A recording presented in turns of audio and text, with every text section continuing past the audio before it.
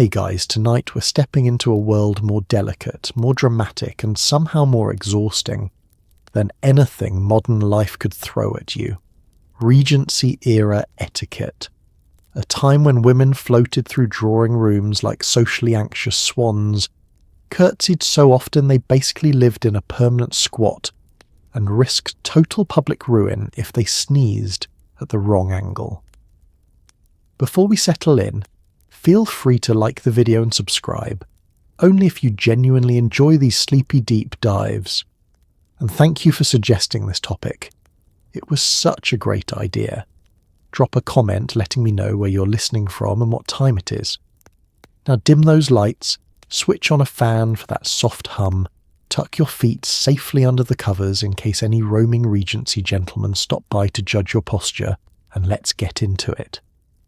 But let's pause for a second. Have you ever wondered what it really felt like to live as a Regency woman? Not the Bridgerton version. The real version. Did young ladies actually faint all the time? Or were they just trying to avoid awkward conversations? How many hours a day did they spend pretending not to have emotions? Could you survive a dinner party where 16 forks were involved and one wrong sip of tea meant social exile? What did women really think when someone asked them to take a turn about the room? Was it romantic? Or just a period-appropriate way of saying, look busy so nobody asks you about marriage again? Could you endure the constant threat of embroidery? Well, congratulations. You've just woken up in the Regency era. You're a woman of polite society. Your corset is tight, your reputation is fragile, and someone is already judging your handwriting. Good luck. You wake up in a frilly pastel bedroom that looks like a cupcake suffered an identity crisis. Before your eyes are even open, society already expects you to be graceful, composed, and ideally not sweating. The maid pulls back your curtains with the force of someone who has seen too much, and you groggily remember that today, like every day, your main job is to avoid embarrassing yourself in front of anyone who owns land. The light filters in through delicate embroidered drapes, soft and golden, illuminating your room in that warm Regency glow that should feel peaceful, but instead feels like a spotlight in which you're already failing. You try stretching, but you must do even that elegantly, as though your joints produce music rather than the usual Rice Krispies sound effects you're hearing inside your ribcage. A lady is not supposed to creak. A lady is supposed to glide. Your ankles did not get that memo. Before you can even sit up, your maid begins her morning assessment, which is less how did you sleep, and more how salvageable are you today. Because in Regency society, waking up isn't a private experience, it's a performance review. She tuts softly at your hair, which has chosen chaos, and smooths your pillow as if erasing the evidence of an unseemly human having slept here. You try to climb out of bed, but the mattress is so stuffed with feathers it's basically a marshmallow wearing a sheet. You sink, then rise, then sink again, like a confused souffle attempting to stand on its own. Eventually you manage to regain verticality with the dignity of a baby giraffe learning to walk, and your maid pretends not to notice. Your first challenge arrives immediately. The morning gown. A lace-trimmed pastel entity that must be slipped over your head without wrinkling, tugging, or breathing too enthusiastically. You lift your arms, she maneuvers the garment, and for a brief moment your general existence feels like a collaborative art project that neither of you signed up for. Then comes the washing ritual. A porcelain basin, a tiny pitcher of warm water, and a cloth that has seen more faces than a Regency gossip columnist.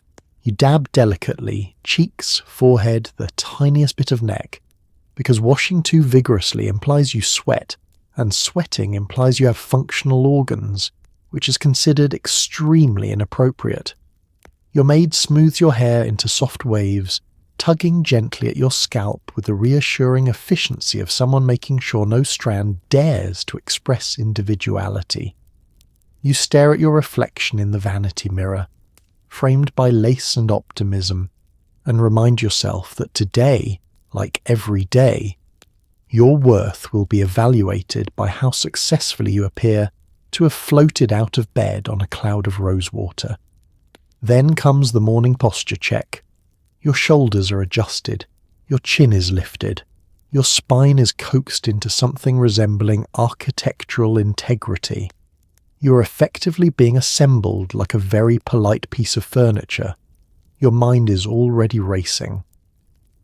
Will today involve a surprise visit, a tea gathering, a promenade where every step is judged as though you are auditioning for a role in a silent ballet? Regency mornings don't ease you gently into the day. They fling you head first into a swirling stew of social expectations. Even breakfast carries its own threats. Sitting wrong, greeting wrong, breathing wrong.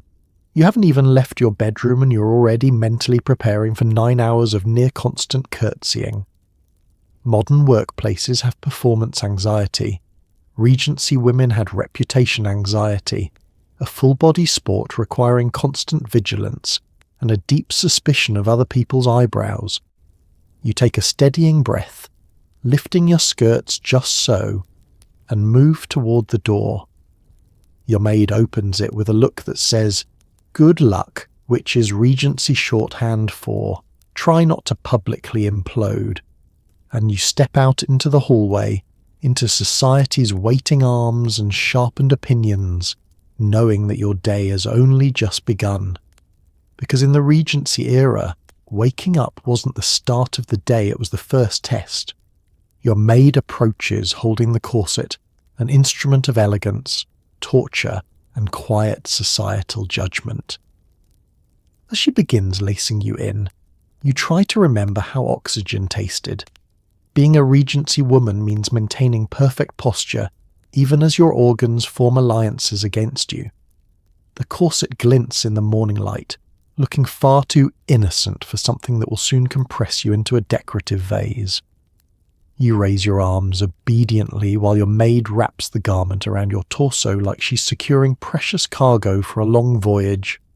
The stays creak, the laces pull, and your ribs politely whisper their final goodbyes to one another. She gives the first tug, gentle, testing. You remain upright. She gives the second tug, decisive, confident. You sway slightly, reconsidering your life choices. On the third tug, your spine ascends into a moral high ground you were not previously aware of. Breathing becomes a hobby from your past life. As the laces tighten, the corset encourages you into that perfect Regency silhouette. Narrow waist, lifted chest, gently restricted airflow. The ideal woman appears calm, controlled, and lightly sculpted out of porcelain. You, meanwhile, are experiencing the internal rearrangement of someone trying to fit an entire grocery haul into one reusable bag. Your maid steps behind you, pulling with the solemn professionalism of a sailor tightening the rigging. She isn't just dressing you, she's preparing you for battle, the battle of existing in public without fainting. Regency fashion is less comfort and more, what if we gently punished women for standing still? With each pull, the corset forces you into impeccable posture.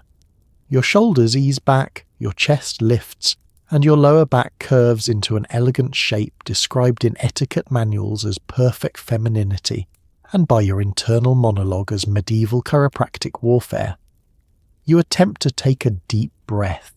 You manage half of one, which in Regency society is considered showing off. Your maid steps back to admire her work, and you turn very slowly to look in the mirror. The corset does its job beautifully. You look refined, polished, and ready to withstand harsh societal scrutiny. You also look like someone who could be knocked over by a strong breeze or a firm opinion. But pulling the corset tight is only the first challenge. Moving in it is the second. You take a step. Your hips, now gently immobilized, glide forward in a restricted radius, giving you the elegant Regency gait that appears graceful from a distance and alarmingly fragile up close. You practice sitting, a careful hinge at the waist, then a decisive fold, like a very polite pocket knife. Even gestures must be recalibrated. You reach for a small trinket on your vanity and realize your arms can only extend so far before your ribs provide pointed feedback. Teacups must now be lifted strategically. You're strong. You're poised. You're one sneeze away from structural collapse. Still, there is something strangely empowering about the ritual. The corset, for all its cruelty, becomes a kind of armour, an uncomfortable, breath-limiting, occasionally back-bruising armour, but armour nonetheless. Once it's fastened, you feel transformed. Wrapped in whalebone and expectations, you're no longer just waking up. You're entering society prepared to withstand its daily absurdities. Your maid gives the final tug on the laces, ties a bow so perfect it could win regional competitions, and pats your shoulder gently. It is the Regency version of saying, "You've got this," even though everyone knows you very much do not. But you smile anyway, small, serene, oxygen-deprived. Because in the Regency world, a woman's day doesn't truly begin until her lungs are politely compressed and her dignity is held firmly in place by 47 inches of lacing. And now you're ready to face the morning, or at least wobble bravely into it. You're ushered to breakfast, which is less about nourishment and more about performing the delicate ballet of pretending not to actually chew. Every bite must be small, elegant, and preferably invisible. God forbid you crunch something. Scandalous. The dining room is awash with morning light, soft, warm, and entirely unhelpful as it illuminates the dozens of eyes subtly assessing your every movement.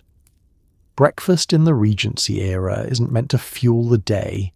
It's meant to display that you have the self-discipline of a monk and the appetite of a decorative fern.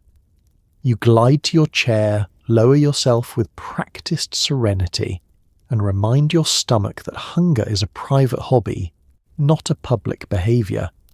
The table is laid with all manners of dainty dishes, soft rolls, thin slices of ham, boiled eggs, polite jams, and tea so delicate you feel like you're drinking hot water that once met a lemon in passing. Nothing here is designed to be chewed with enthusiasm. The loudest acceptable sound at this table is the clink of fine china, and even that is pushing it.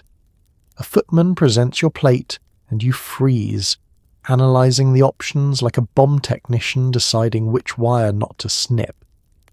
The safest choice is always something soft, silent, and unlikely to betray you. Bread is fine if you nibble it with the energy of a small woodland creature. Eggs are acceptable if you avoid yolk-related disasters, but toast is a death wish. One crunch, and you might as well stand on the table and recite your most scandalous thoughts. You take a tiny bite of roll, the size of a crumb with aspirations. Your jaw moves in minuscule, carefully measured motions, as though each chew reduces your social standing by 1 point. Across the table, another young lady is eating her boiled egg with such grace it looks like a performance art piece. No one actually enjoys their food, they simply negotiate with it. If you are unlucky enough to be served bacon, you must pretend it isn't betraying you by crackling loudly with every microscopic movement. Bacon is the Regency equivalent of bubble wrap, irresistible but far too noisy to be touched in public. Then there is the matter of swallowing. Swallow too quickly and you appear ravenous. Swallow too slowly and you risk looking like you're contemplating life's deeper tragedies. The appropriate swallow is silent, controlled, and gives no hint that the food had to travel down an actual throat.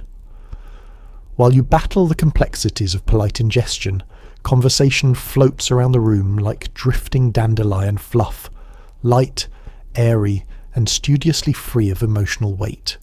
Topics include weather, family acquaintances, horses, and whatever minor social event is coming up. You contribute only at moments when your mouth is guaranteed to be empty, because speaking with any trace of food in your system is stricter than Regency law. Meanwhile, your stomach growls. loudly. You send it internal threats. The room sends you judgment. Someone's eyebrow lifts a millimetre, which in this era is the equivalent of a public scandal. You sip your tea, the only safe activity at this table. But even tea demands finesse. You must hold the cup lightly, tilt it just so, and sip as though tasting a memory rather than an actual beverage. Do not slurp, do not gulp, and above all, do not let the saucer rattle, or you may be exiled to social Siberia. Despite the tight corset, the stiff posture, and the overwhelming fear of making any sound more aggressive than a whisper, you somehow make it through. A few carefully timed bites here, a demure sip there. You emerge from breakfast not necessarily full but victorious. Because Regency breakfast isn't about eating, it's about surviving food in the presence of witnesses. Today requires at least 27 curtsies, each one graded silently by every woman in the room. Knee too low? You're desperate. Knee too high? You're rebellious. Hold eye contact too long? Marriage rumours will start by noon. The curtsy is less a greeting and more a full-body negotiation with gravity, etiquette, and your own kneecaps. It is the choreographed handshake of Regency womanhood, deceptively simple in theory, emotionally catastrophic in practice. You're expected to lower yourself like a swan dipping toward a pond, graceful, fluid, and completely unbothered by the fact that you are balancing on shoes designed for decoration rather than traction. Your first test comes when you greet Lady Harrington, a woman whose curtsies are reputed to be so perfect they once made a visiting duchess reconsider her entire sense of purpose. You inhale, lift your chin, and begin your descent. Knees bending, skirt gliding, back straight as if you swallowed a steel rod in your sleep. But halfway through, your corset reminds you that oxygen is a privilege, not a right, and your left ankle starts wobbling like a candle in a breeze. Still, you hold the pose. It's not comfortable, but Regency etiquette isn't concerned with your comfort. The goal is to appear serene, untroubled, and deeply committed to the silent theatrical ritual of greeting someone you don't actually like very much. Lady Harrington nods at you with the approving micro-smile of someone who has decided not to destroy your reputation today. You exhale slowly. One curtsy down. Only 26 more before lunch. Your next recipient, is Miss Fairborn, a young woman whose greatest hobby is judging other young women. She raises an eyebrow as you step forward. This is the Regency equivalent of entering a boxing ring where your opponent is wearing silk gloves and pure condescension. You curtsy again, a little deeper than intended, because your foot slid half an inch on the polished floor. The room gasps internally. Miss Fairborn makes a note in the mental ledger she uses to track who is thriving, who is failing, and who will need to marry a distant cousin to remain socially afloat. You continue through the room, offering curtsies to matrons, acquaintances, and at least 3 women whose names you have never learned, but who definitely know everything about you. Each curtsy must be calibrated. For elders, deeper. For equals, moderate. For rivals, shallow enough to imply politeness, but not admiration. It's a delicate emotional dance performed with your knees.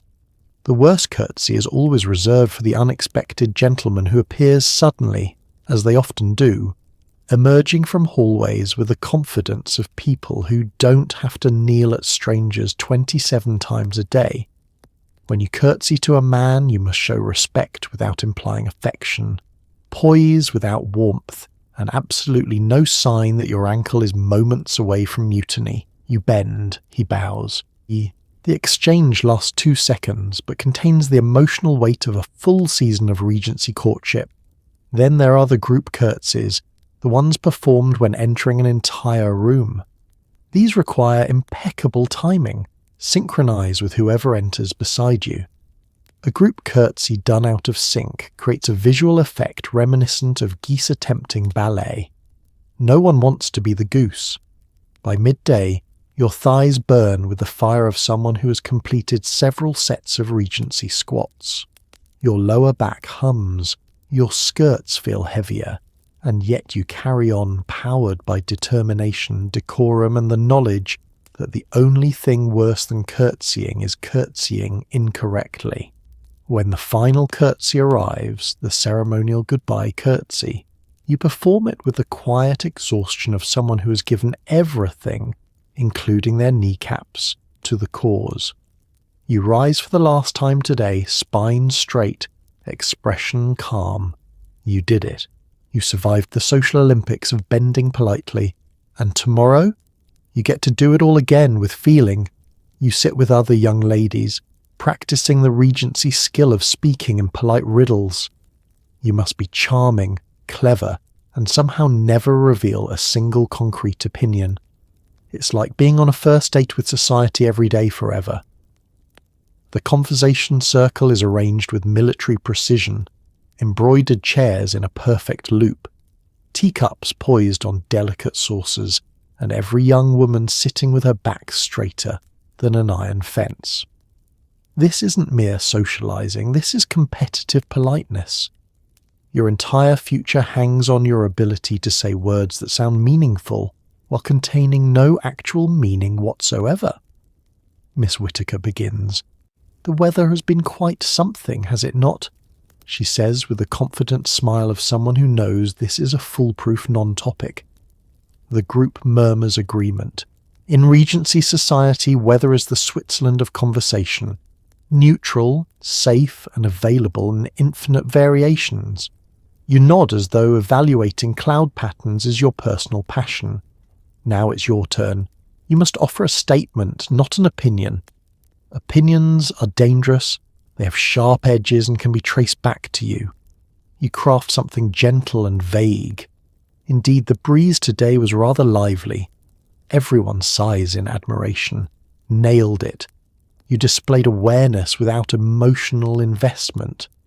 Across the circle, Miss Ashbury shares a comment about her aunt's garden, carefully skirting around any descriptors that could be interpreted as criticism or enthusiasm.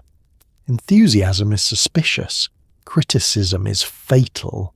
Your goal is to demonstrate that you're agreeable yet interesting, present yet demure, alive yet not too alive. A footman passes by offering fresh tea, and the entire group pauses mid-sentence, performing synchronized small smiles.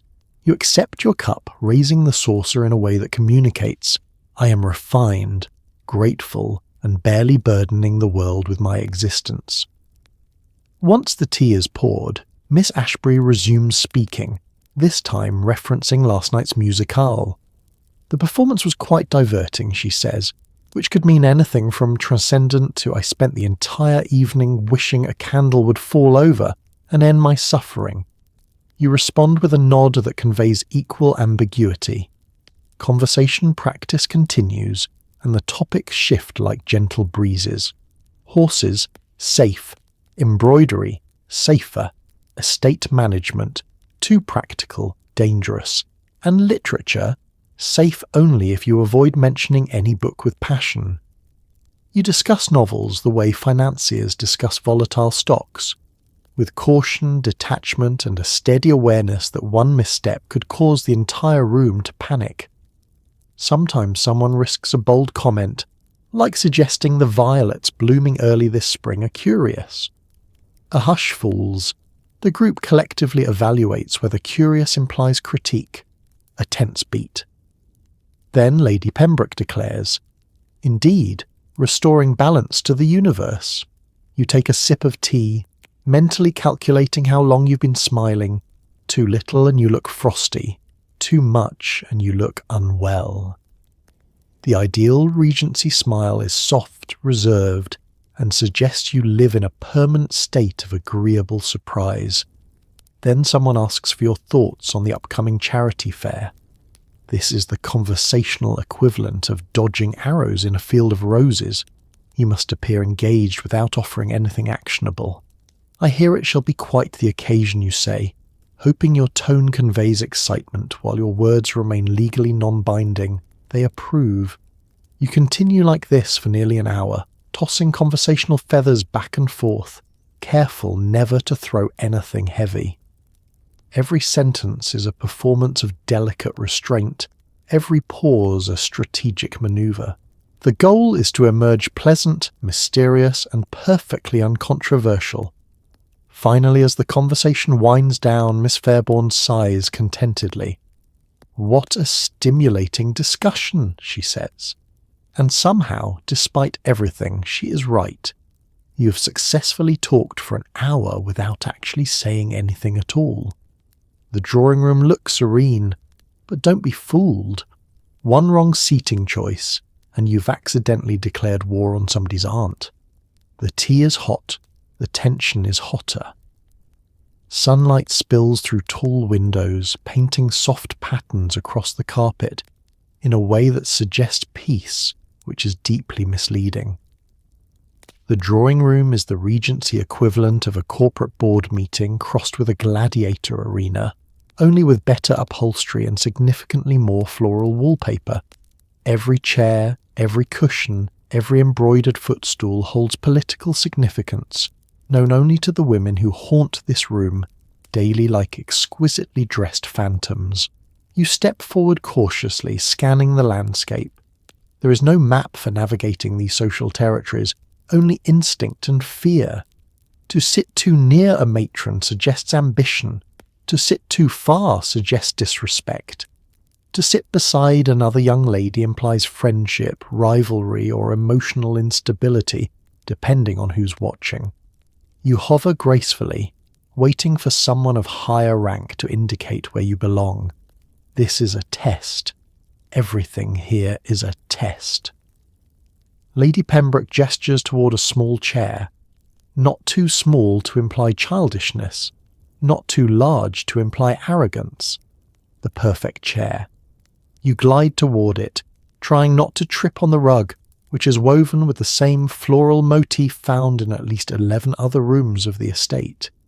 As you sit, you lower yourself with the dignity of someone lowering themselves into a very polite trap. Once you're settled, the conversational battlefield opens before you. Miss Fairbairn is already present, perched on a settee in a position that suggests she's been planning her opening remarks for hours. A group of matrons cluster like generals, whispering strategy over steaming teacups. A pair of cousins sit by the fireplace, doing nothing but observing, the Regency equivalent of security cameras. A footman brings the tea tray and the entire mood shifts. This is the moment when everyone re-evaluates your social worth based on how you pour liquid into a porcelain cup. You reach for the teapot. Immediately the room holds its breath. You must pour slowly but not dramatically, steadily, but not like you've been practicing in the mirror. Fill the cup enough to be gracious, but not enough that it sloshes with exuberance. Your wrist angle must suggest elegance, sobriety, and a complete lack of anxiety, despite the fact that this single pour will be silently judged by no fewer than 6 women whose hobbies include embroidery, horse riding, and quietly dismantling reputations. The tea trickles beautifully. No drips, no splashes.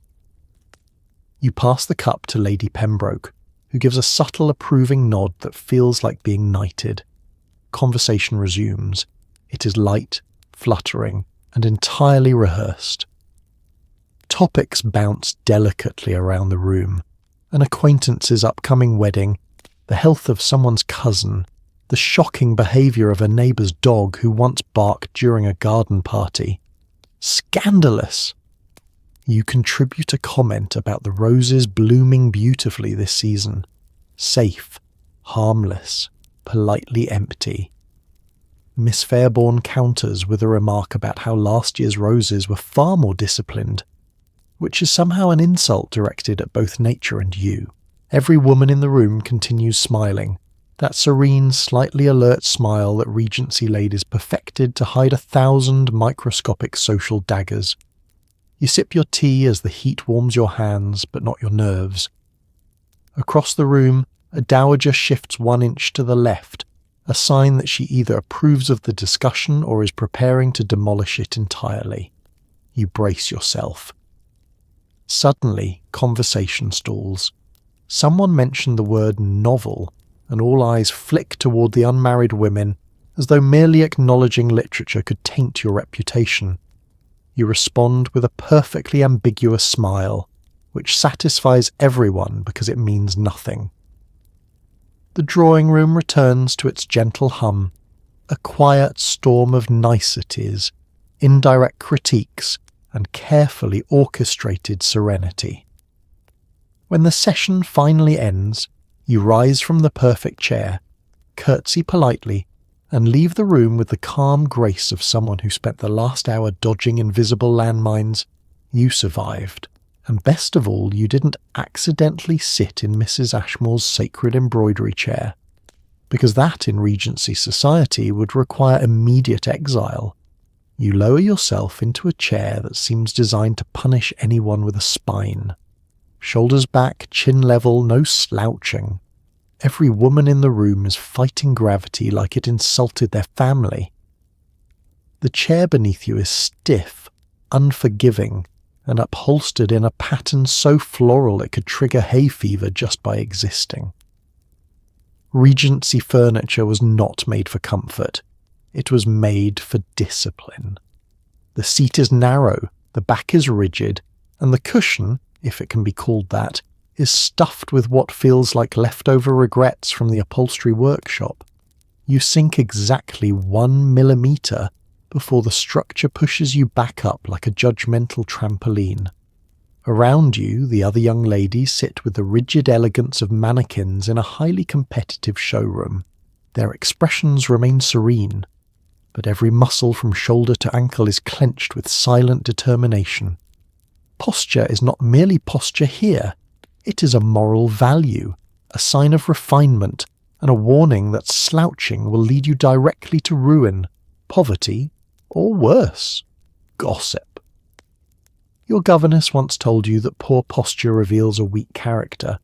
Your corset tells you that poor posture reveals nothing, because you physically cannot bend forward without snapping a rib. You inhale shallowly, because deep breaths are for people not wearing 18 layers and whalebone, and lift your chin to the approved angle of polite indifference. The challenge escalates when a footman enters with another tray of tea. All eyes remain forward, but you can feel the collective spinal panic ripple through the room. Sitting straight while sipping tea is a Regency endurance sport. The cup is light and delicate. One wrong motion and you'll either spill it or tilt forward, violating the sacred geometry of social posture. You raise your cup. Your wrist is perfectly angled. Your elbow floats at an elevation that suggests refinement but not arrogance. Your back remains so straight you could balance a family heirloom on it. You take a sip, careful not to tilt your head too far. That could imply curiosity, boldness, or a general lack of discipline. You set the cup down with the softest click imaginable. Success.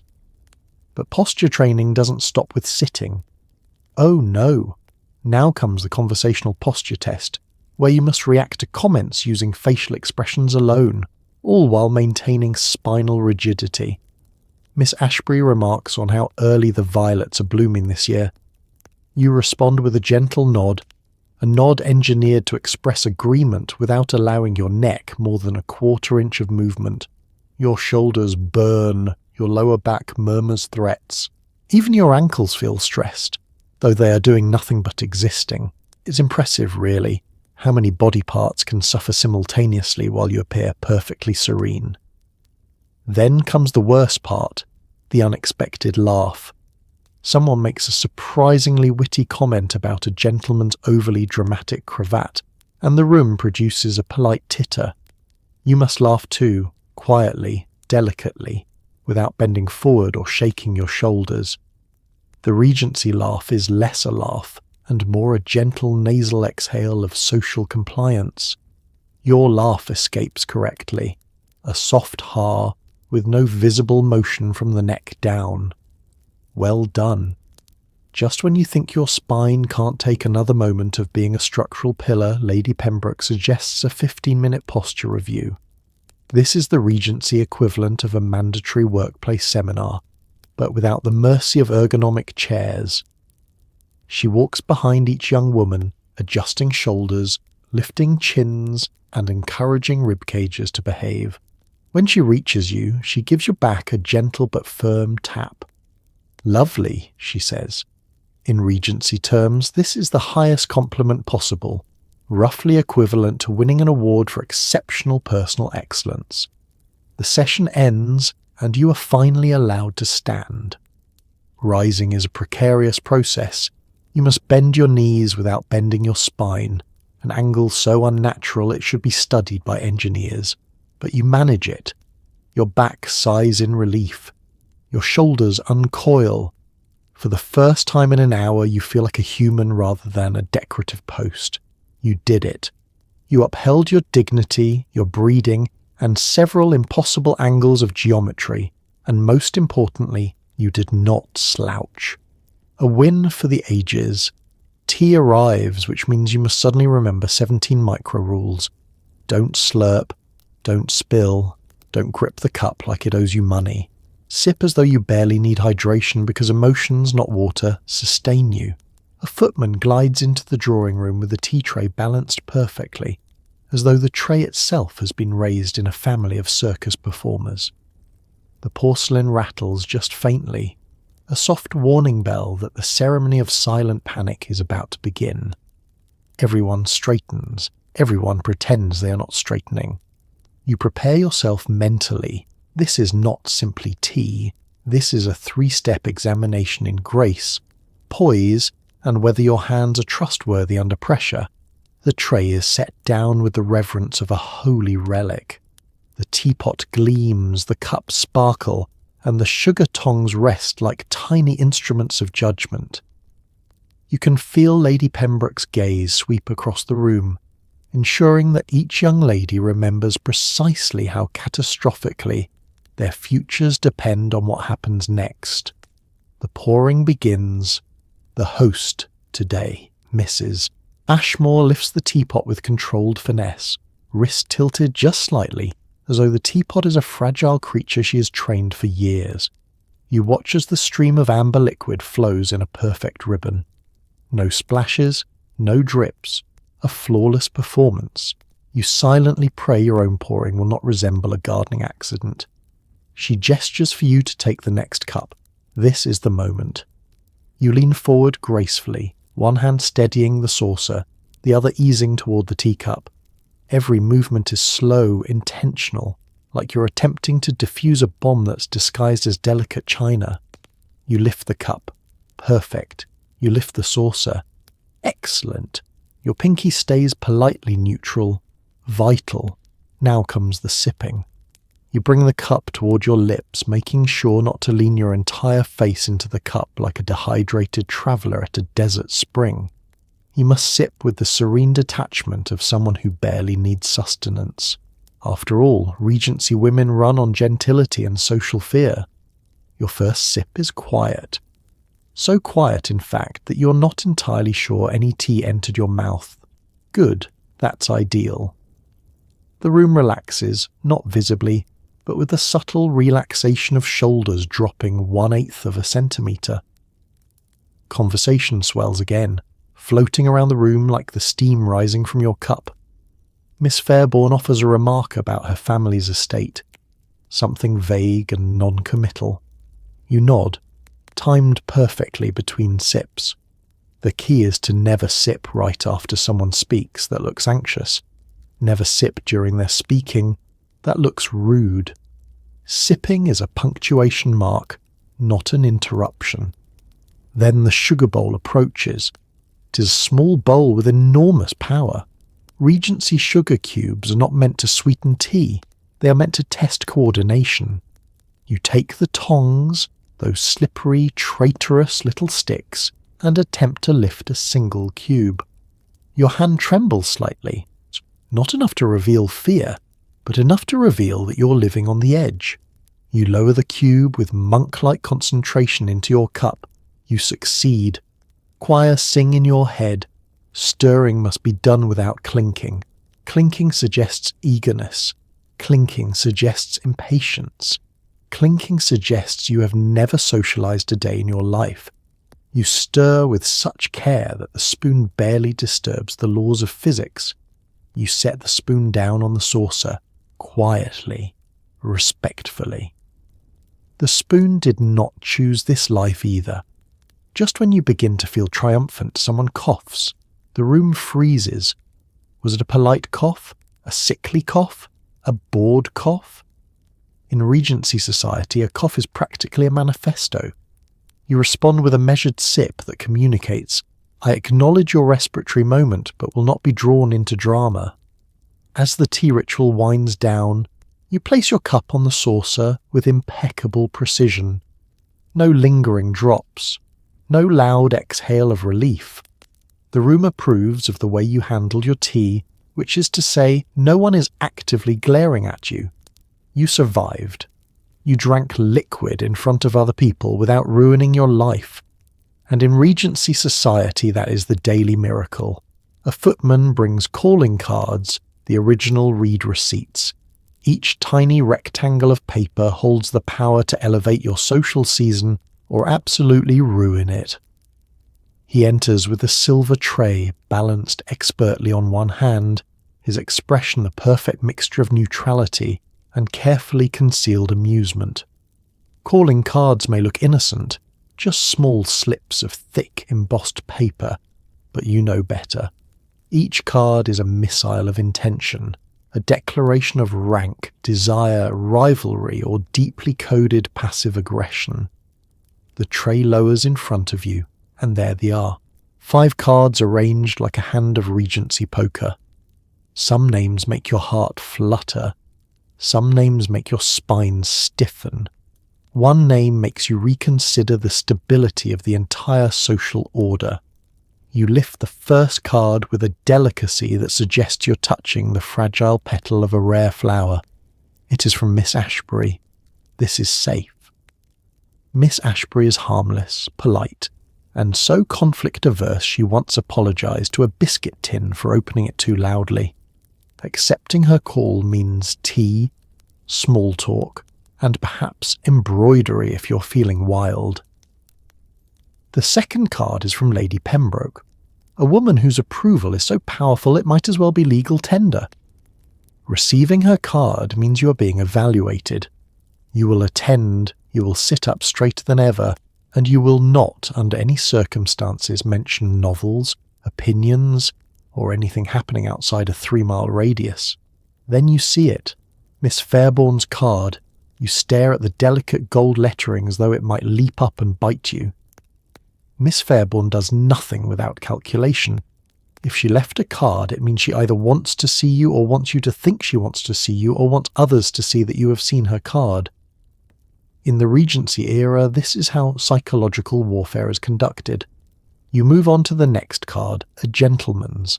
Not a suitor exactly, but a known admirer. His looping signature is unmistakable. Accepting his visit means exposing yourself to at least 45 minutes of light conversation, while his mother evaluates your posture, complexion, and personality, like a merchant inspecting fruit at the market. Declining his card, however, is social dynamite. It may signal disinterest or worse, taste. The final card belongs to someone unexpected, Mrs. Ashmore's frighteningly influential aunt, a woman whose eyebrows can end marriages. Her request for a visit is mysterious and slightly terrifying.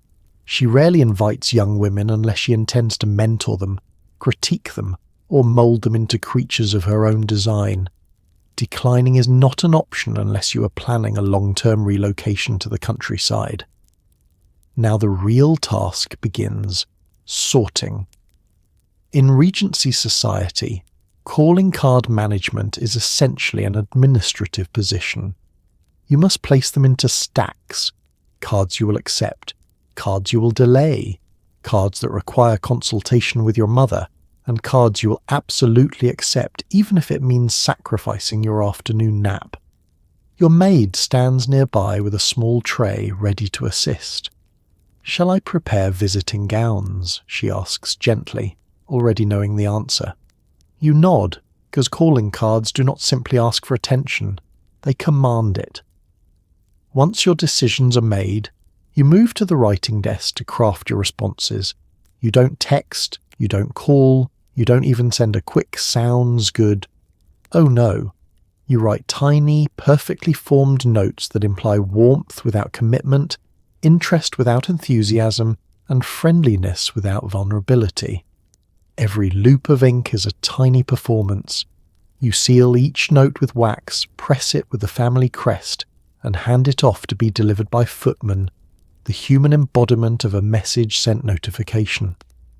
By the time the process is complete, you feel oddly drained, as though you've just handled diplomatic correspondence instead of 5 pieces of cardstock. But this is Regency life. Calling cards are invitations, investigations, and subtle threats all at once. And one misplaced card? That's how social seasons end and legends begin. Being invited to take a turn about the room feels flattering until you realise it's basically cardio in a dress. You glide in slow, elegant circles while strangers assess your every movement like judges at a genteel Olympics. A turn sounds harmless, a little stroll, a polite loop, a charming display of grace. But the moment Miss Ashbury links her arm through yours and rises from her seat, you feel the ripple of attention shift across the room. Conversations soften, heads tilt. Every pair of eyes subtly tracks your movement the way people today watch reality television, politely pretending not to be invested, while absolutely being invested. You begin your circuit, a slow, carefully controlled walk designed not for travel but for display. Your steps must be small, gliding, and perfectly timed with your companions. Too fast and you seem overeager. Too slow and you seem bored. Matching pace in a corset is like trying to dance with limited oxygen and unlimited expectations. Your skirt swishes around your ankles, brushing softly against the carpet. Each step requires micro-calculations. Foot pointed outward, heel barely touching the ground, weight distributed lightly as though gravity itself is optional. Regency women don't walk. They hover politely above the floorboards. Miss Ashbury whispers about the weather, which is the safest possible conversation topic while being watched. You respond with gentle murmurs, because full sentences require breath, and breath is currently occupied by the corset's aggressive embrace. As you pass the fireplace, you feel the heat rise.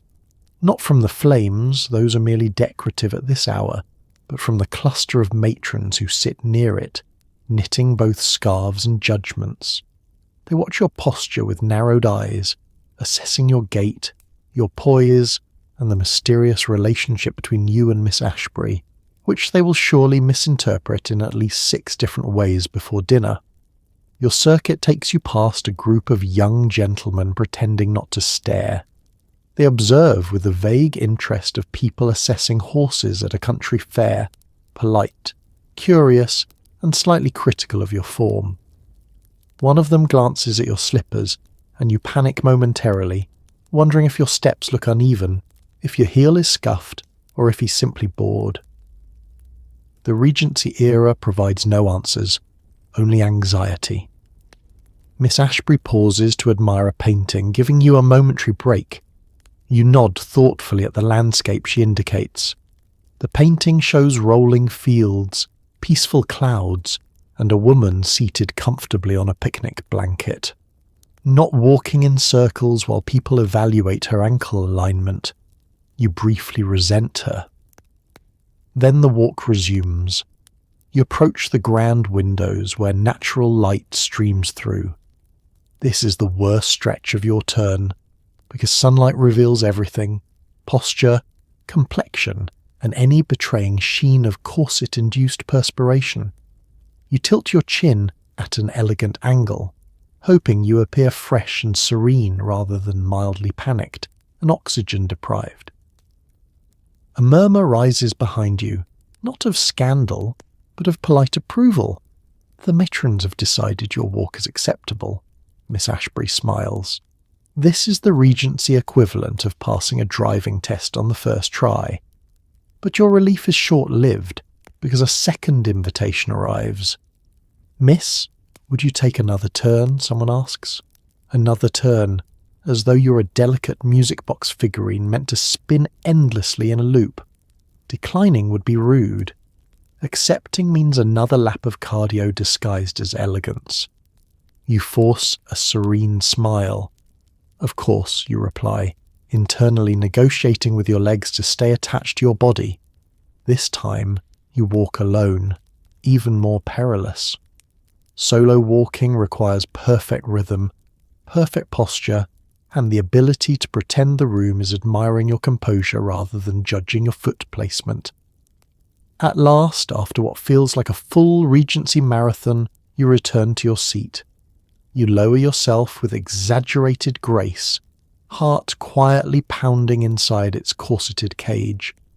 A lady nearby leans toward you and whispers, "How restorative." You smile politely, because that is what's expected. But in your soul, you know the truth. That was exercise. Refined, genteel, Regency exercise. In Regency society, gossip isn't a hobby, it's currency. You listen, nod politely, and pretend not to care while storing every detail for future self-preservation. Gossip hour begins innocently enough, with a delicate clink of china and the rustle of skirts as ladies rearrange themselves into loose conversational clusters. The drawing room softens into pockets of murmured intrigue, each corner its own miniature stock exchange of whispered information. No one admits to participating in gossip, of course. They simply share observations or relay concerns. But every woman here is a seasoned broker in the economy of unverified facts. You take your place beside Miss Ashbury on a small settee, upholstered in a colour best described as ambitious lavender. She leans in, lowering her voice to a level that forces you to lean equally close, an unspoken agreement that you are now in a confidential alliance. Her breath smells faintly of mint tea and excitement. "Have you heard," she whispers, "about Mrs. Ashmore's nephew?" You shake your head with deliberate restraint. In Regency gossip dynamics, appearing too eager is social suicide. Appear too disinterested, however, and you risk being excluded from information you may desperately need later. So you strike the middle ground, a subtle widening of the eyes that communicates curiosity without enthusiasm. Miss Ashbury continues. He was seen walking without gloves. A dramatic pause fills the air. You inhale sharply, scandalous indeed. Around you, other gossip exchanges bloom like wildflowers. Lady Pembroke discusses someone's dreadfully unseasonable choice of hat ribbon. Miss Fairbairn, always a source of both information and chaos, examines a calling card as though it contains encoded sin. A cluster of matrons exchange worried looks over the possibility that Lord Westbridge may reduce the number of pheasants released for the hunting party this year. This is regarded as a crisis. You take a polite sip of tea while your ears remain fully attuned to every conversation within a 6-foot radius. Gossip in the Regency era comes in layers, like an onion wrapped in silk. Each whisper reveals a sliver of truth buried underneath, flourishes of embellishment, exaggeration, and emotional embroidery. Miss Fairbairn suddenly swoops in beside you, lowering herself with a dramatic sigh. "I must tell someone," she murmurs, which is her version of saying, "I have already told 5 people, and now it is your turn." You brace yourself. "It's Miss Clark," she begins. "She fainted at the musical last night." Your eyebrows lift just slightly. They must not lift too much. That would imply you care. Miss Fairbairn leans closer, eyes gleaming, and she didn't even try to fall gracefully. You shudder internally. Improper fainting form is a grave social misstep. As the hour progresses, you master the delicate art of listening without appearing to listen. You nod at strategic intervals. You make the occasional soft noise of polite surprise. You feign ignorance when necessary, even though you have mentally catalogued every detail in case you need to deploy it during future conversations or strategically timed silences. Gossip is rarely malicious in this room, but it is always consequential. A misplaced whisper can derail a courtship. A shared secret can forge alliances. The right piece of information, offered to the right person at the right time, may even rescue you from a tedious afternoon visit. It is social chess disguised as idle conversation. At one point, two matrons lock eyes over the rim of their teacups. A single raised eyebrow passes between them, a full story, a warning, and an evaluation all conveyed without words. The air practically hums with meaning. Finally, as the hour winds to a close, the room quiets. Fans flutter back into neutral positions. Teacups settle onto saucers. The tension loosens like a bow being unstrung. You smooth your skirts, sit a little straighter, and smile politely. You have survived gossip hour. More importantly, you have left with your dignity intact, your reputation stable, and a mental archive of whispered intel substantial enough to write a 5-volume Regency encyclopedia. Not that you ever would. Officially, you don't gossip. You simply stay informed. Your chaperone hovers as you attempt to speak to a gentleman without implying romance, scandal, or independent thought. Her gaze could curdle milk. She stands, no, looms, at your side, a vigilant monument of propriety and suspicion. Her posture is perfect, her hands folded with precision, and her expression carved from pure, unyielding awareness. Chaperones are not here to relax. Chaperones are here to prevent you from experiencing anything resembling personal freedom. You greet the gentleman with what you hope is a polite but uninviting smile. You keep your voice soft, your tone neutral, and your eyes angled precisely away from anything that could be interpreted as longing. He returns the greeting, and before you can respond, your chaperone inhales sharply, as though preparing to intervene with an emergency prayer. Your conversation begins. Every word must be carefully selected, sterilized, and dusted with etiquette. You speak about the weather, safest topic there is, and yet somehow your chaperone manages to make even this feel vaguely inappropriate. Her eyes dart between your faces, measuring distances, interpreting subtext, calculating the odds of impropriety. The gentleman asks, "Did you enjoy last night's music hall?" You hear your chaperone's gloved fingers tighten around her fan. The question is harmless, but in her mind he may as well have proposed marriage in the hallway. You answer calmly. Indeed, it was quite pleasant. Your chaperone tilts her head. The gesture says, "Careful." You shift your weight. She shifts hers. You take a breath. She restricts the concept of breathing in a 3-foot radius. Her presence is so overwhelming you can feel your spine straightening under the gravitational pull of her expectations. The gentleman tries again. "I thought the violinist was especially talented." You nod politely, resisting the urge to express an opinion. Opinions are dangerous. They reveal preferences, and preferences reveal personality. And personality implies you might one day make choices without supervision. Your chaperone simply cannot allow that. As he speaks, your chaperone leans forward half an inch, her version of a warning siren. He immediately steps back, intimidated not by you, but by the hovering spectre of social regulation at your elbow. Chaperones do not require words to communicate. Their disapproval radiates in waves strong enough to wilt flowers. You attempt another conversational topic, something as harmless as possible: travel. "I hear the countryside is lovely this time of year," you say. Your chaperone's eyelashes flick upward. Travel's a dangerous subject.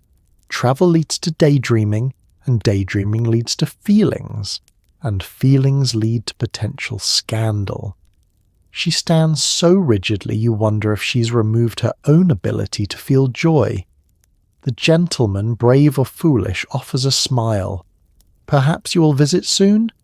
Your chaperone takes a step closer, placing herself physically between you and the idea of escapism.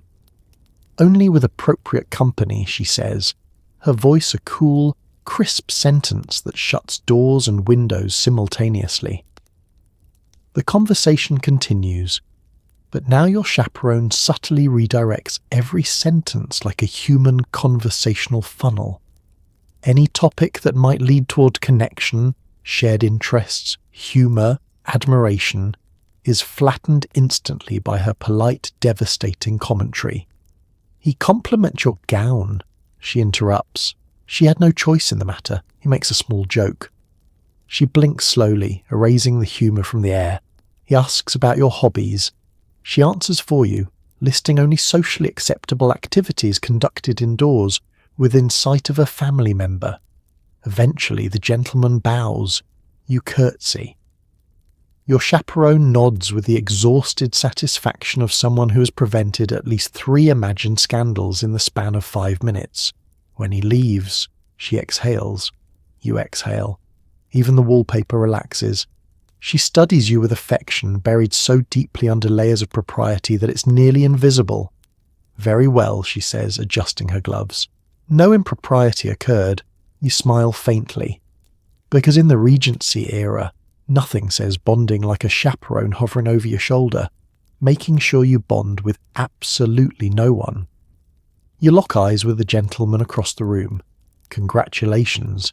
You're now considered 40% engaged. He bows. You curtsy. Society begins planning the wedding. It happens innocently enough.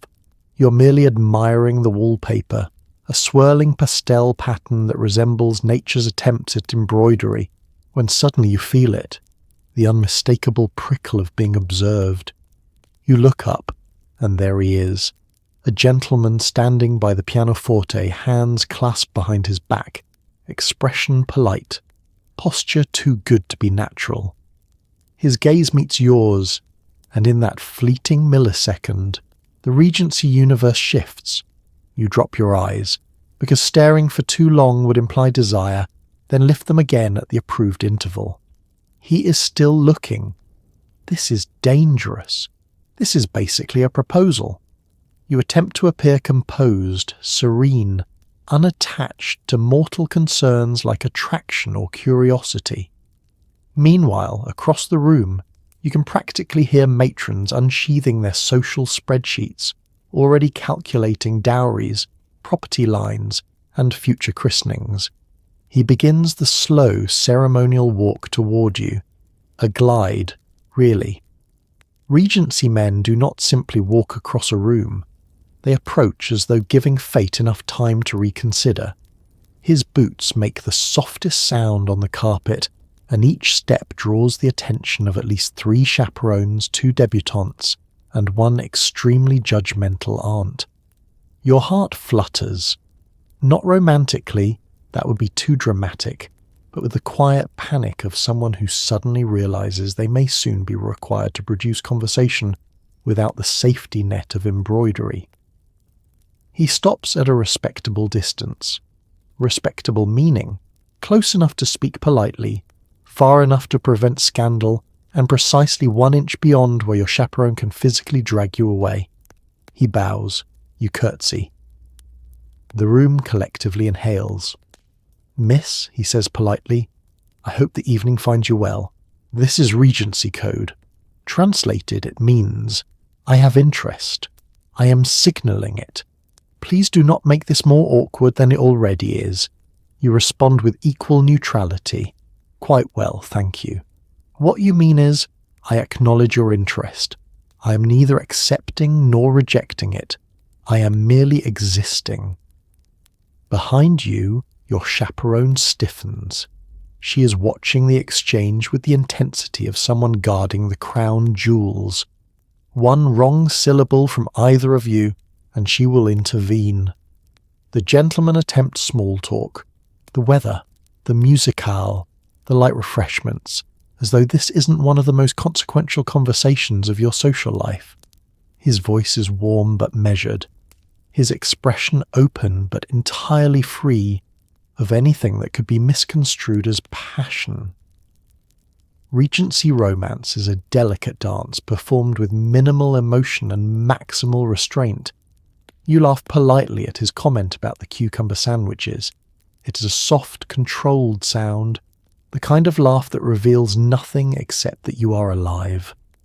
Across the room, 3 women look up sharply. Laughter, after all, might indicate compatibility. He shifts slightly closer, not enough to be improper, but enough that your fan becomes a necessary tool. You open it with slow precision, creating a breezy barrier of plausible deniability. The language of fans is subtle but powerful. Half open means you're receptive to conversation, fully open means you're overheating from anxiety. And tapping it on your wrist means your chaperone is glaring so fiercely that your wrist requires moral support. He takes the hint and pivots to safer conversation. You nod, smile, murmur your replies, each word weighed like a precious gem. Conversation here isn't about connection. It's about proving you can interact with a man without causing societal collapse. After a few minutes, or a few hours, he bows again. You curtsy again, and he departs, leaving a faint trail of sandalwood scent and spiraling speculation. Immediately, women begin whispering. Who is he? Does he have prospects? Did you lean too far forward on your curtsy? Did he? What does it mean? You glide back toward your seat, pretending not to notice the storm of glances swirling around you.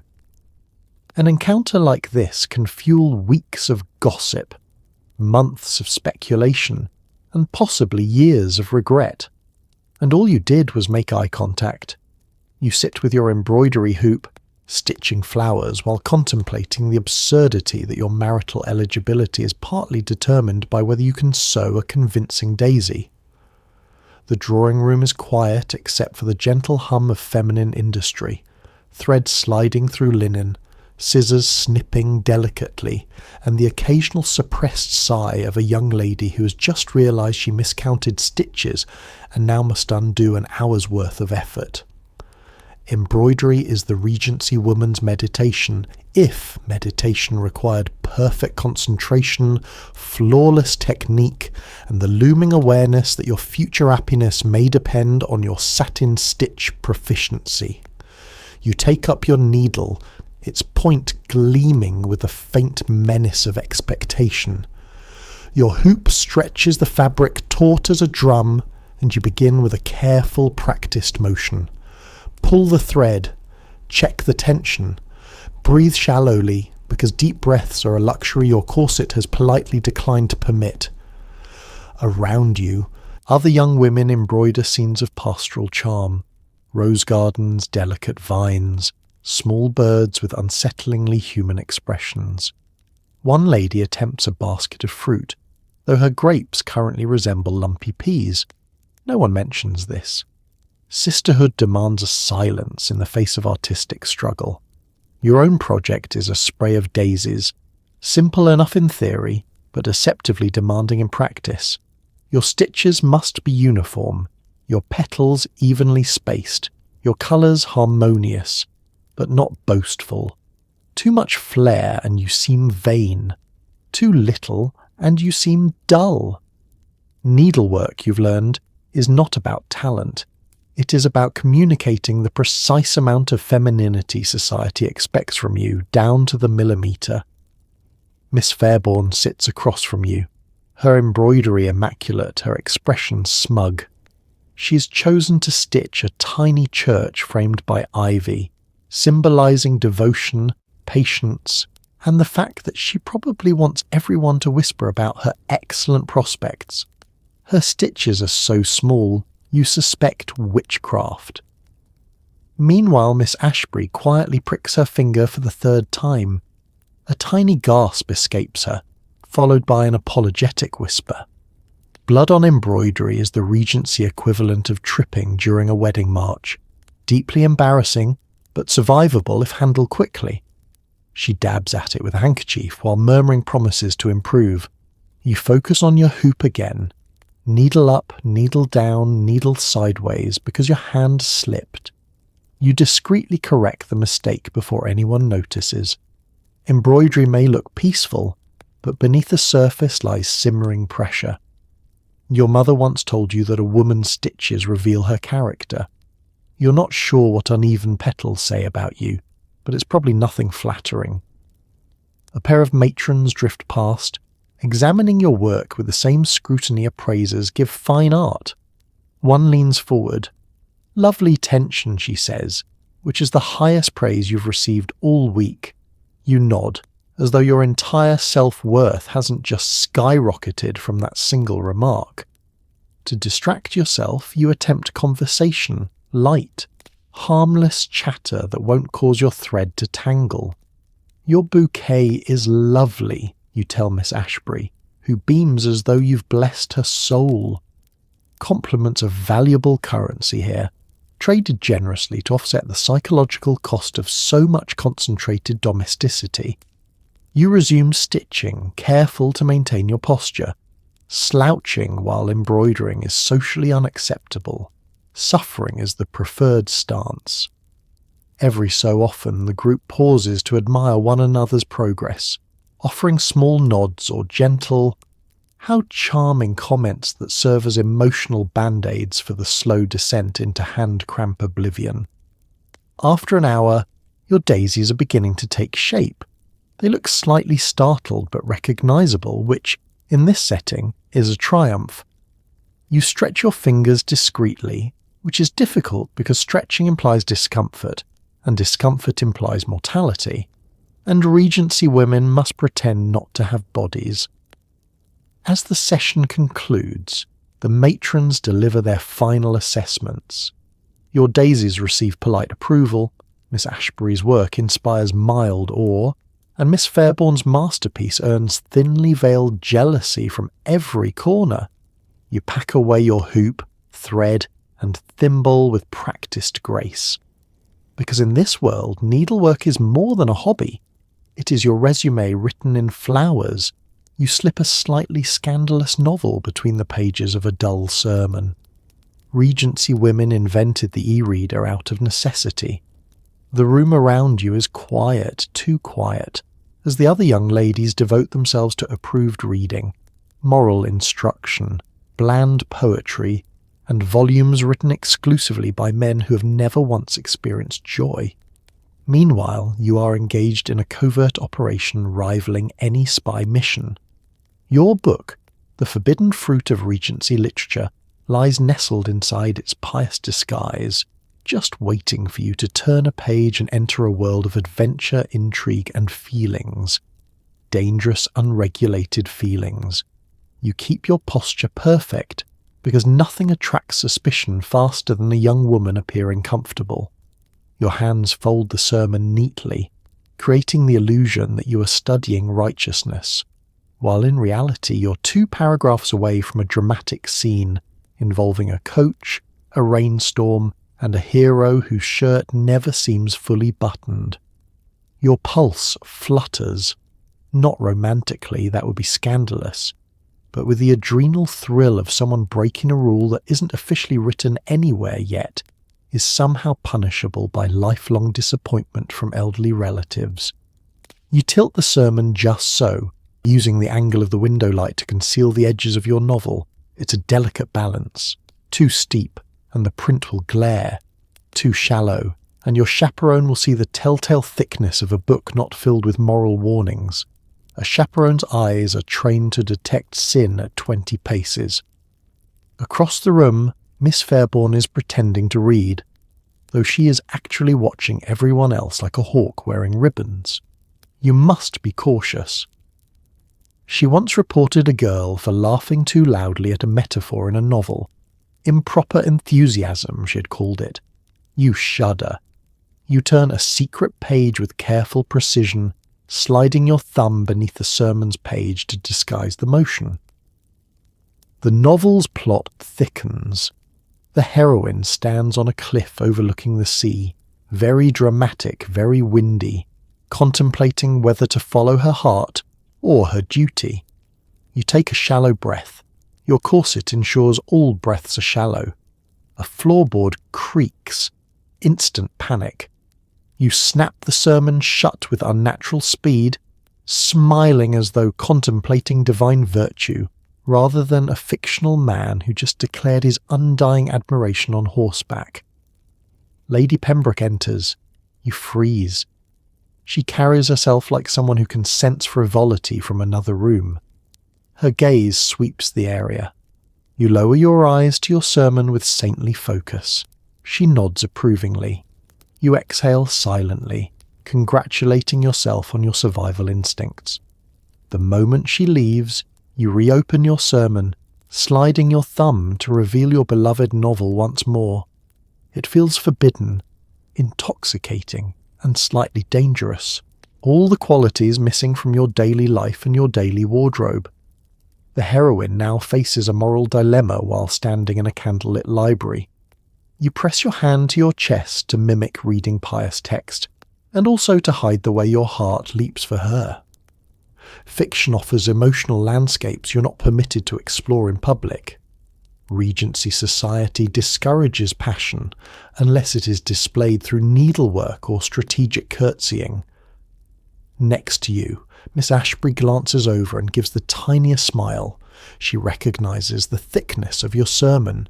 She knows, you know she knows, and in that moment, sisterhood blooms, a silent alliance, a pact between two women craving a story with more stakes than whether or not someone's embroidery floss matches their hemline.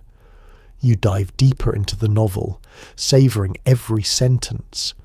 You read about windswept moors, stolen glances, and the thrilling possibility of making choices not pre-approved by a chaperone. Your imagination roams freely, even if your physical body remains perched in a chair designed for penitence. Finally, when footsteps approach again, you close the sermon slowly this time and place it neatly beside you. The novel remains safely hidden, its secrets preserved for another stolen moment. Because in Regency society, reading novels isn't about rebellion, it's about staying alive emotionally at least. At tonight's ball, every dance is a performance of grace, restraint, and desperately trying not to step on anyone's satin slippers. The ballroom glows like a chandelier decided to reincarnate as a room. Candles shimmer in crystal sconces, polished floors reflect every swish of silk, and the air buzzes with anticipation, the kind that smells faintly of lavender water, toasted almonds and social anxiety. You stand at the edge of the floor, posture perfect, hands folded lightly, a serene expression masking the internal panic of someone preparing to participate in the most elegant contact sport in history. A string quartet begins tuning, producing sounds that resemble both music and a negotiation. Guests begin to pair off, exchanging bows, curtsies, and the occasional panicked glance toward watching chaperones. Dancing is the highlight of any Regency gathering, but it is also a battlefield of etiquette. One misstep, literally or socially, can haunt you for seasons. Your name is called by a gentleman who seems polite enough. You smile, demurely, not suggestively, and accept his invitation with a well-practiced curtsy. Immediately you feel 20 eyes assessing your reaction. Did you look too pleased? Not pleased enough? Did your eyebrows reveal something scandalous? You take your place on the dance floor. He stands opposite you, respectful distance, cautious posture, awaiting the opening notes. The first rule of Regency dance is spatial awareness. You must maintain the exact distance of polite interest, which is roughly equivalent to the length of a large goose. Any closer is indecent, any farther insulting. The music begins. You step forward, he steps forward, you retreat, he retreats. It is a courtship ritual choreographed by people who clearly feared emotional expression. Your feet glide in small, precise arcs, the soles of your slippers whispering across the polished wood. Your partner extends his hand. You hover yours above it for precisely the socially acceptable amount of time before allowing contact. Barely a brush, barely warm, yet charged with enough meaning to keep the matrons awake tonight. The pattern continues. Step, turn, glide. Hands touch, part, touch again. The dance resembles romance if romance had been designed by a surgeon and a mathematician who never met socially. You try to keep your breathing steady. No small feat in a corset that believes in discipline, while also counting the steps and remembering to smile in a serene, non-threatening way. Another couple drifts too close. You expertly pivot your skirts just in time to avoid collision. Ballrooms operate on the principle of cooperative avoidance. One person's misjudged turn can create a domino effect of embarrassment spanning several households. Your partner speaks between steps. "Lovely evening," he says. "Yes," you reply, careful not to gasp from exertion. Regency dancing is deceptively athletic. It demands stamina, precision, and the ability to smile through thigh muscles burning like candle wicks. As you join hands again for the next sequence, you feel the collective weight of the room watching. Every gesture is analysed. The angle of your wrist, the curve of your neck, whether your skirt moves with elegance or chaos. You're dancing for your amusement. Yes, but also for your reputation. In Regency society, a graceful dancer is considered accomplished. A clumsy dancer is considered tragic. The music swells. You turn beneath his raised arm, skirts spiraling like a pastel vortex. You manage not to stumble, a small miracle considering the floor's slipperiness and your limited oxygen supply. When you come back to face him, he seems genuinely impressed. The dance concludes in a final coordinated sweep. You and your partner bow to each other, perfectly timed. Applause ripples politely around the room, not enthusiastic applause, of course. Just a gentle acknowledgement that you have not humiliated yourself or your lineage. You step off the floor, heart fluttering, cheeks warm, legs trembling from the effort of appearing effortless. Your chaperone beams. In Regency terms, this means you have triumphed spectacularly. Because here, a successful dance is more than entertainment. It is proof you can survive elegance under pressure and keep all your toes intact. You're asked to play the pianoforte. You must be impressive, but only moderately so.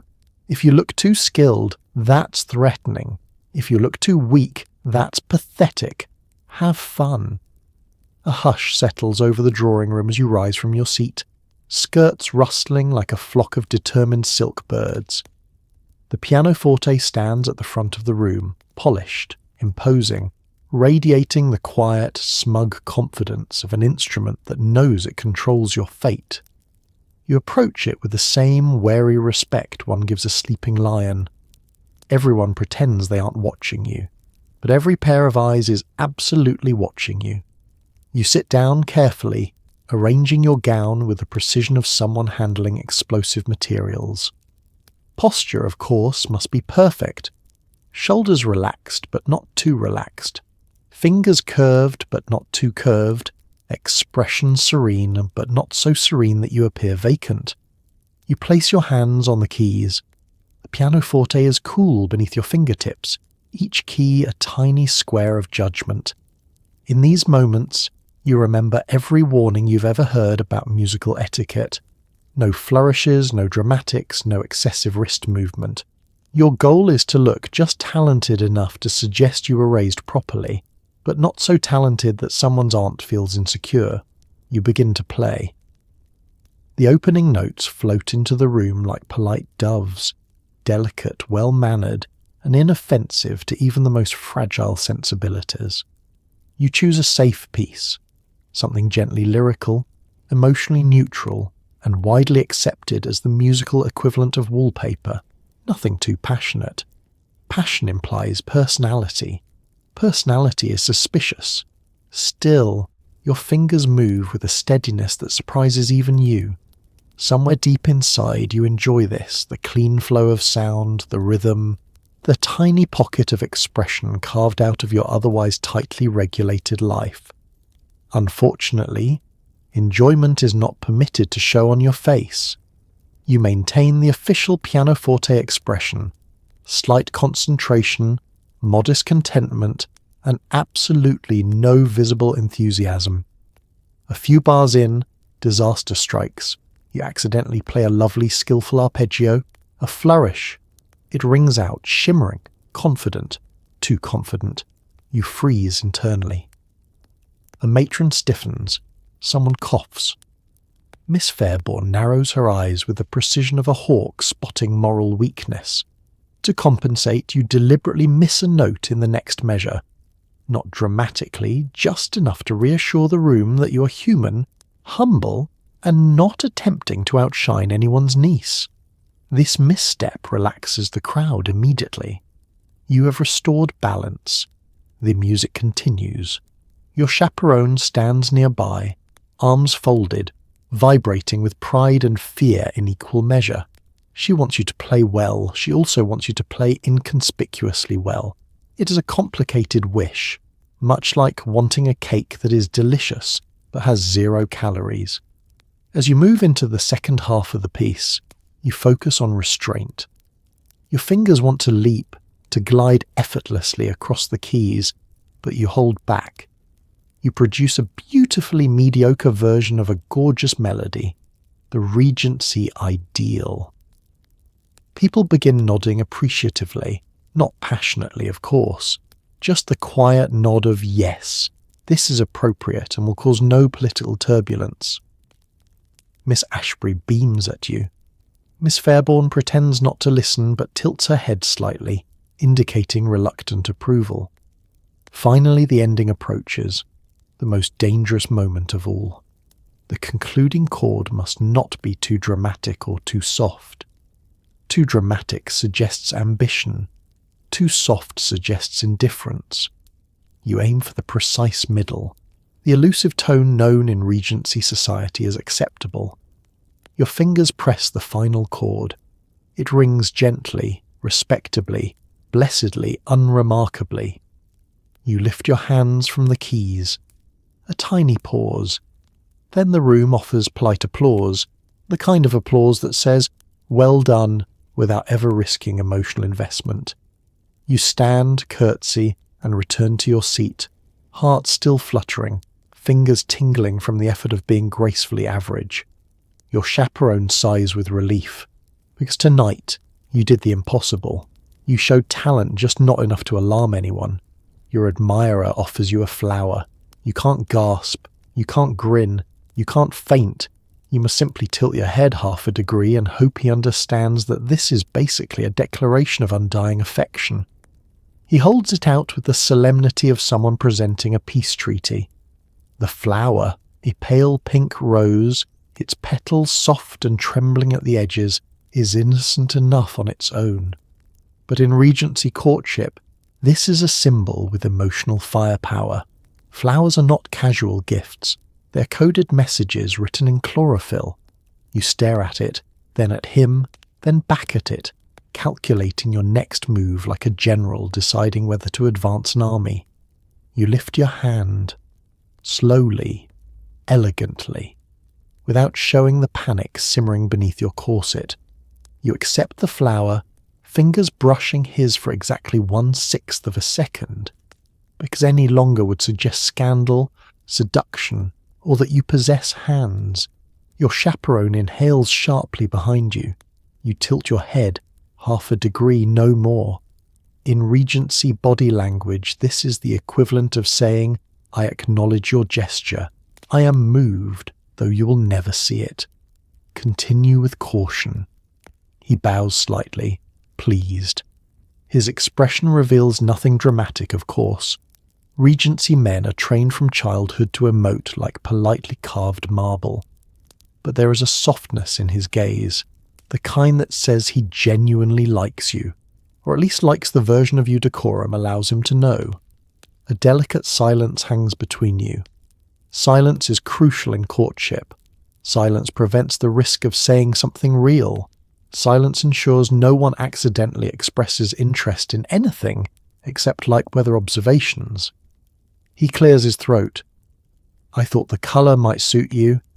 You cannot say, thank you, that is thoughtful, because too much warmth implies attachment.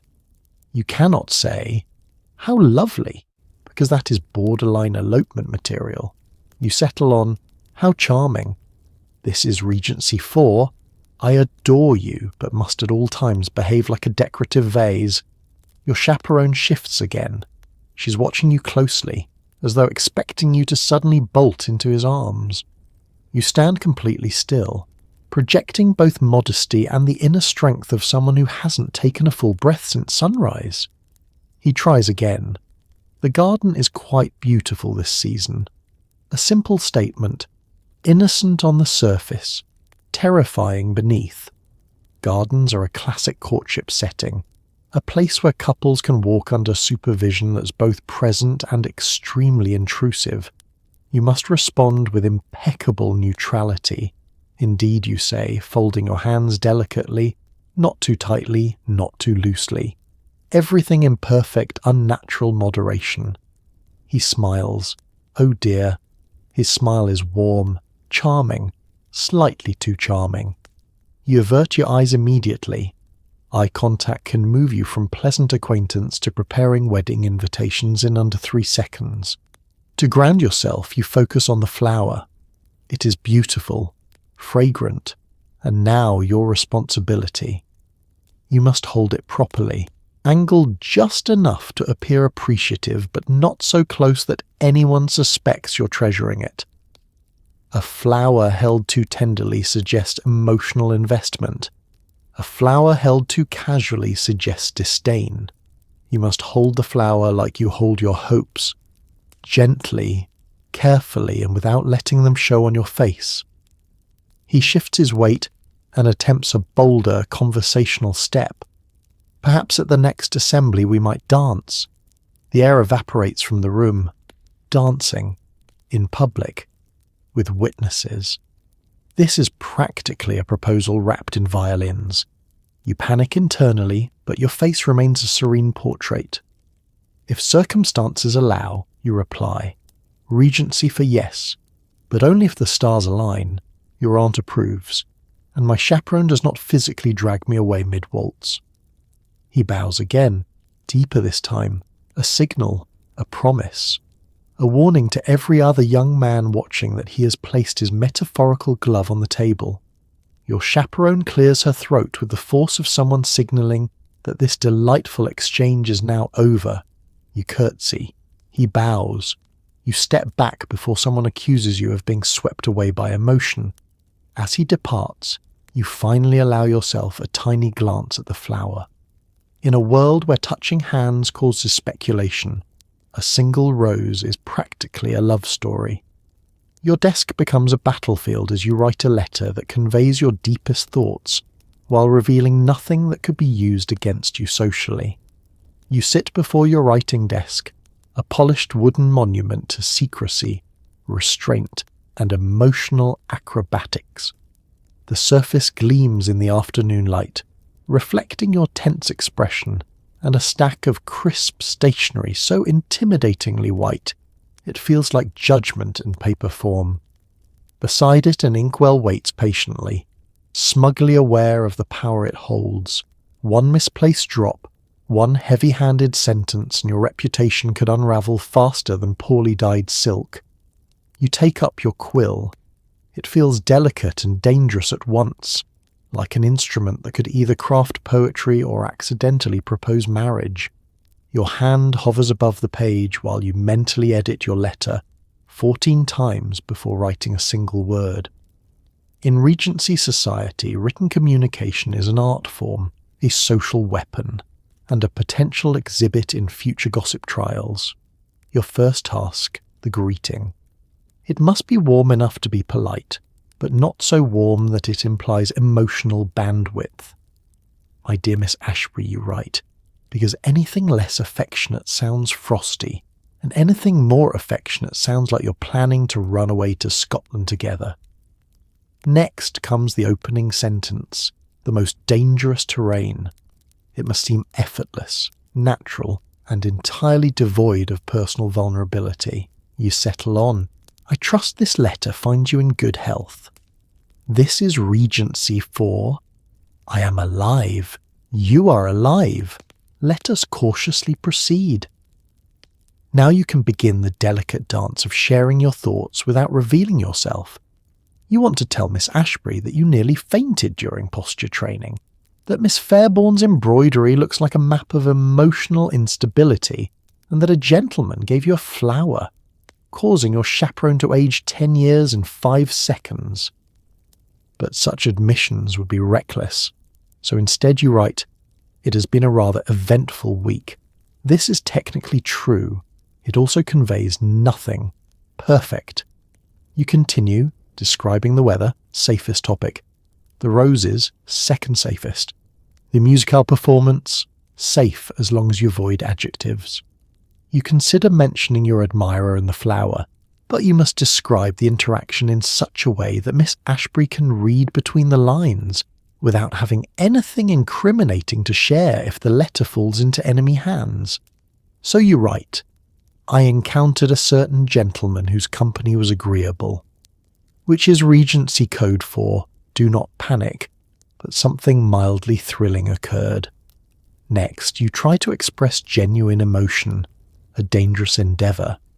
You want to tell Miss Ashbury that you often feel trapped between expectations and your own beating heart, that sometimes you wish you could choose your steps rather than merely perform them, but this is not the place.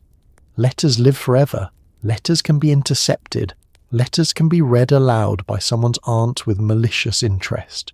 So instead you write, "The days have been full of reflection," which is the sanitized, socially acceptable version of "my soul is having a crisis."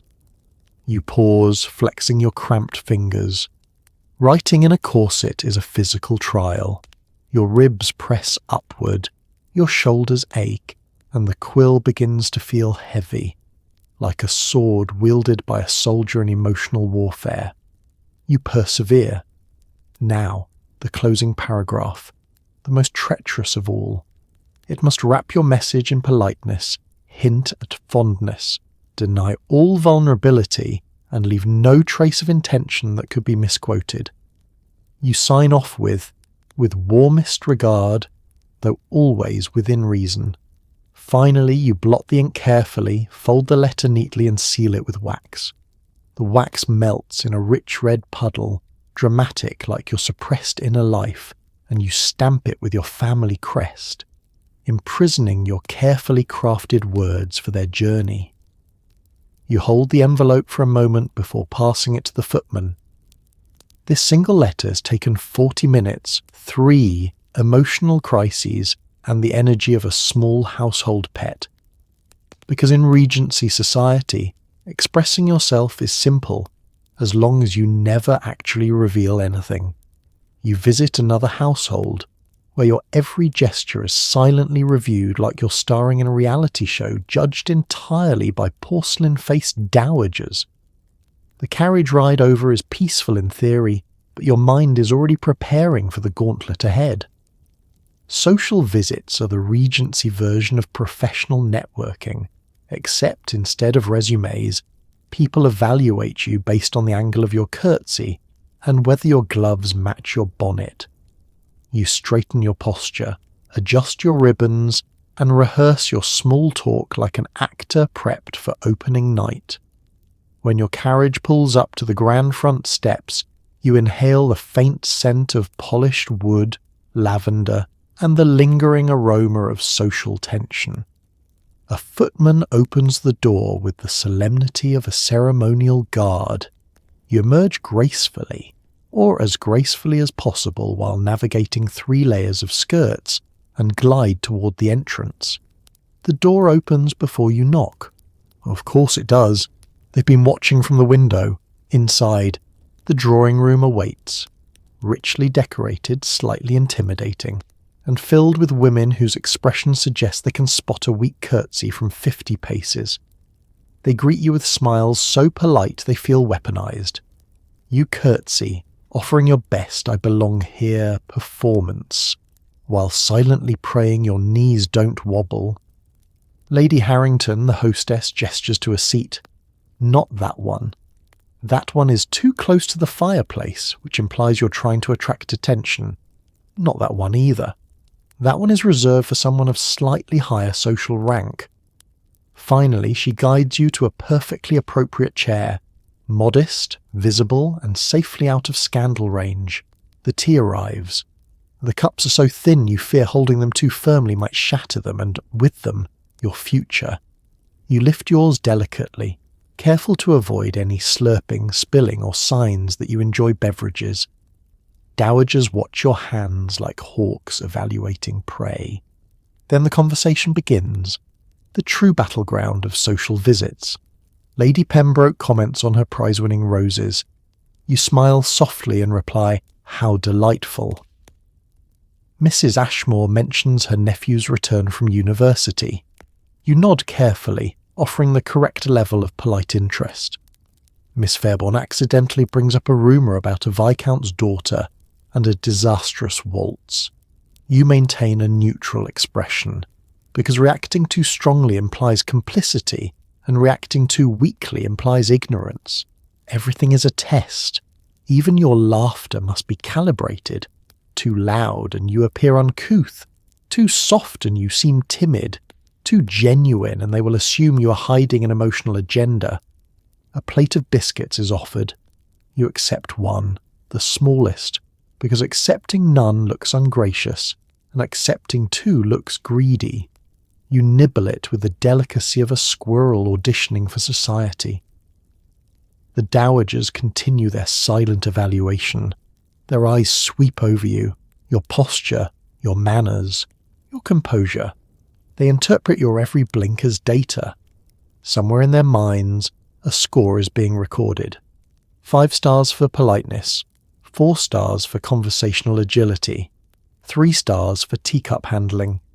Your hairstyle earns a solid 4.2, though Miss Fairbairn's glance attempts to drop it down a point. Finally, the conversation shifts to the most dangerous topic, mutual acquaintances. Every name mentioned must be treated like a loaded musket. You decide to contribute something safe, a mild compliment about Mrs. Langford's garden. The room approves. You survive. As the visit winds down, you prepare your exit. Your farewell curtsy must match the grace of your arrival, with just enough warmth to imply gratitude, but not so much that it suggests desperation. You execute it beautifully. The dowagers nod, which is the Regency equivalent of receiving a glowing customer review. The moment you step outside, you exhale deeply, for the first time in an hour. Your shoulders drop. Your face relaxes. You discover your hands have been clenched into polite fists this entire time.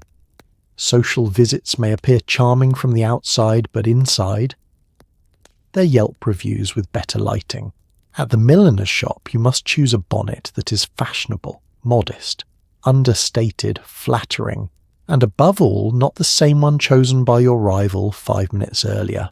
The bell above the shop door jingles daintily as you step inside, its cheerful ring betraying the emotional turmoil ahead. The milliner's shop smells faintly of lavender, new fabric, and the silent judgment of 1,000 past purchases. Ribbons cascade from shelves like waterfalls of colour. Display bonnets perch atop stands like obedient, well-dressed birds. It is paradise. It is peril.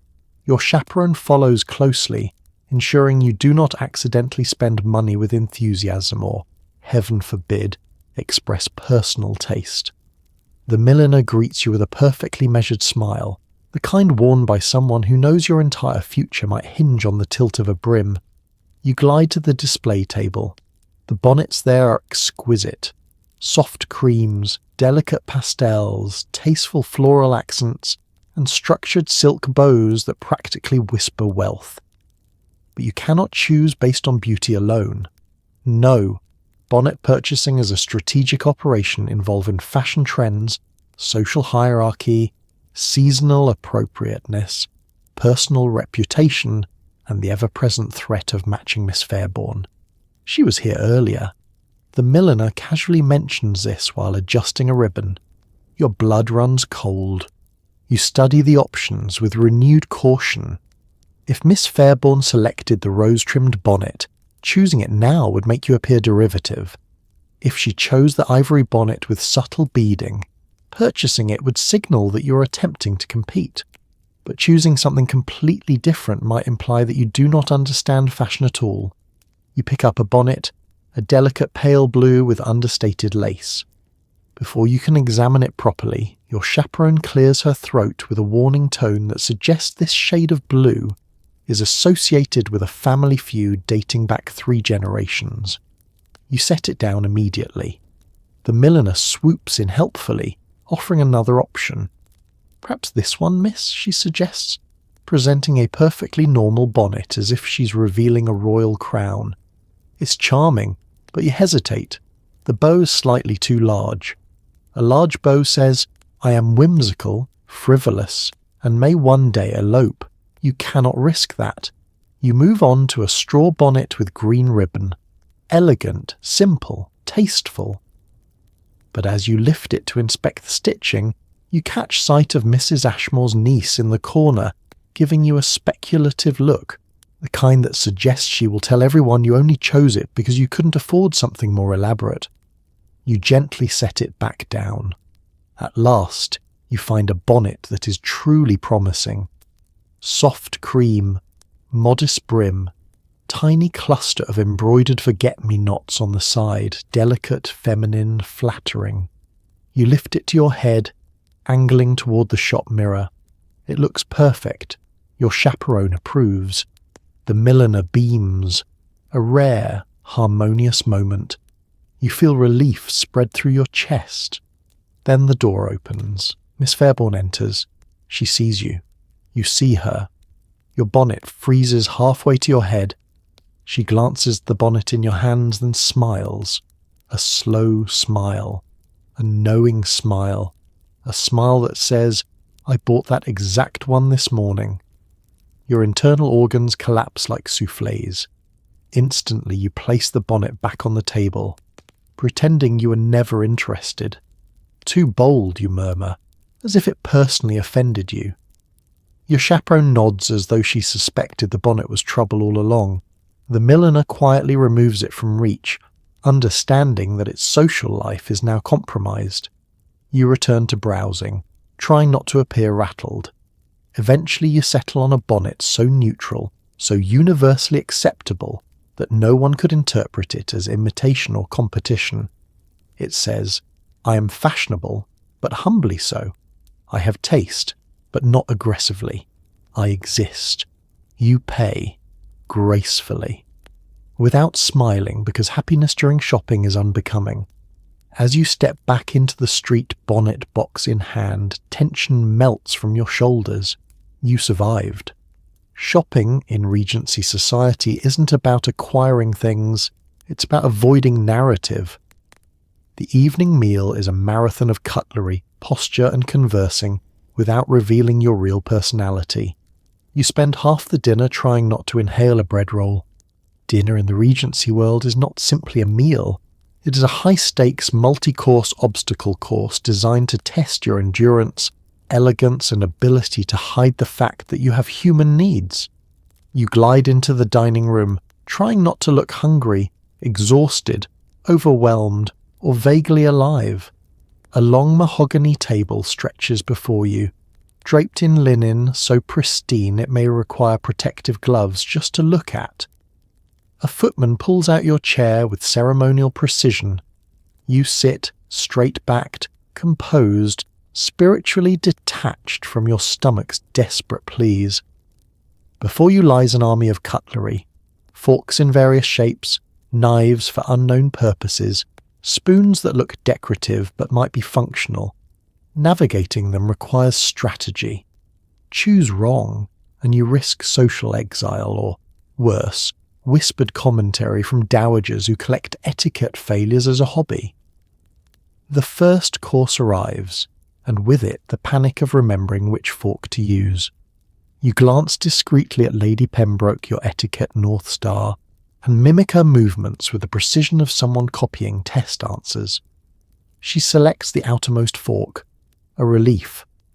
You proceed, grateful she didn't reach for something obscure like the fish fork, which resembles a gardening tool for miniature aristocrats.